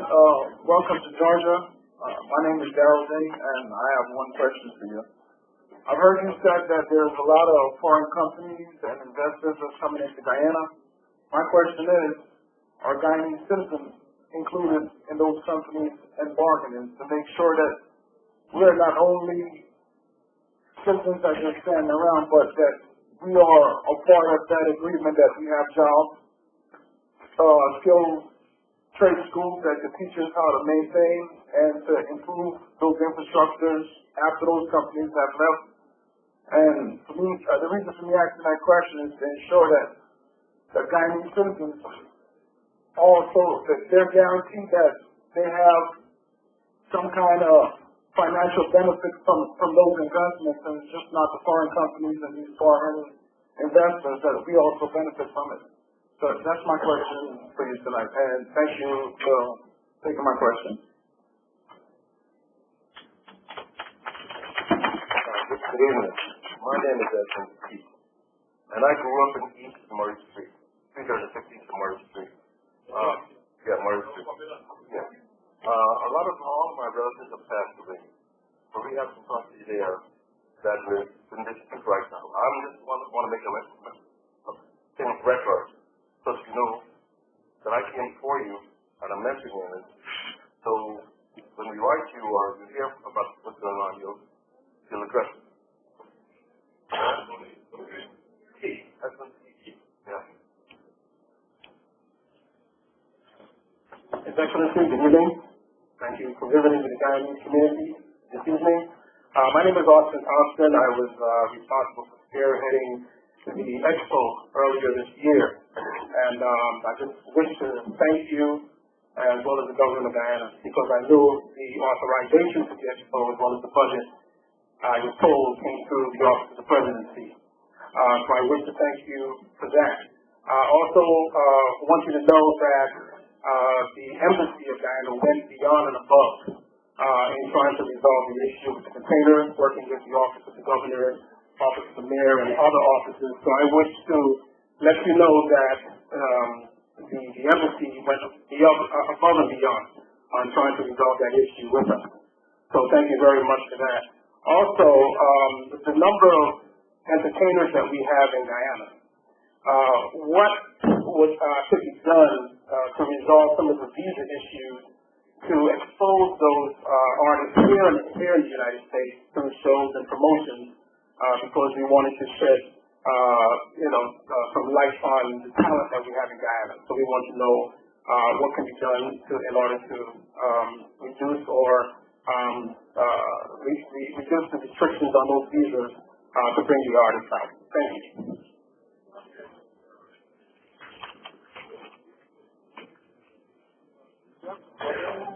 You ready for me? Okay, my name is Curtis Shaw. Welcome to Atlanta. I just wanted to make some observations since I've been here. Actually, I've been living here now for like 17 years, and I did not even know they had such a large Indian community here. This is the first time I've seen that.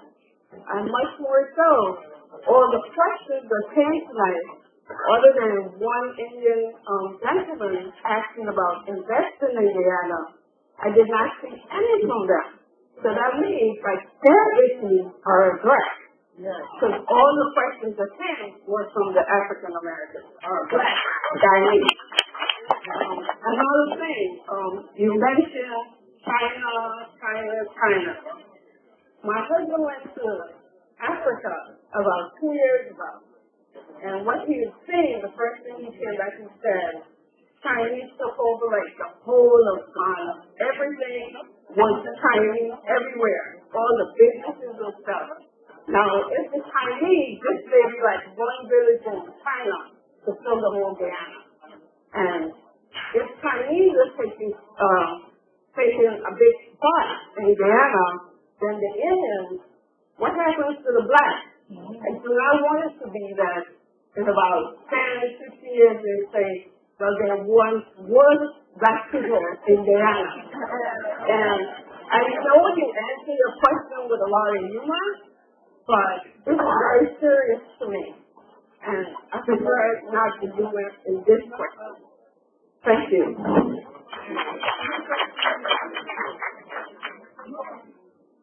Mr. President. Mr. President, I don't have any questions for you, but that is very rude. That's just allow it something. Nevertheless, Mr. President, I'm happy to hear that the Brazilians are finally giving back to Guyana, because I spent a little time in the interior, and I observed the big holes that is bore in the interior, and they just carry all the gold. So it's nice to hear that they're giving back to Guyana, and they need to be doing a whole lot more to Brazilians. The next thing is, concerning cyborg. I've been reading the news once in a while, and that we've been losing a lot of our lads, and sometimes even the mothers die along with the lads. So I think this is an area we really need to look into, because I think that gift of life is very precious, and it's sad for a whole family, the mother and the child die too, you know. So I think you really need to, I appreciate it to look into that. Thanks a lot.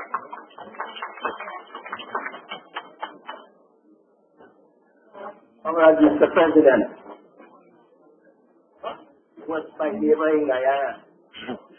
So many years. We have met. I first will tell you.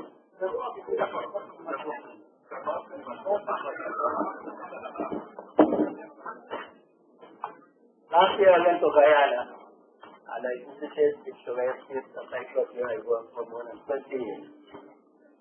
I started working. I have started working as a checker in cotton field. Then I moved to the factory as a timekeeper, and at the garage as a timekeeper. Finally, I work at the local account office. Now, my question for you: when I left Guyana, there were about 11 sugar factories in operation. I'm sure today we have left. Now, I would like to know how many ideas and the reasons for less sugar factories, sugar estates, in fact. Also,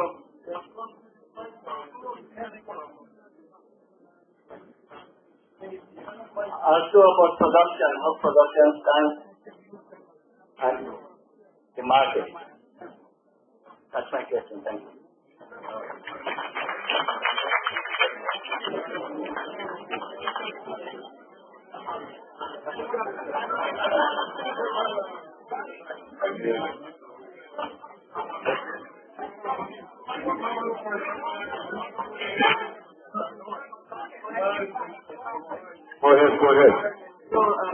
thought you took that by the banana. Mr. President, before asking you the two questions that I have, I want to ask you a special favor. When you get back, would you be kind enough to extend my regards to Dr. Castillo? Please tell him I say hello. Now,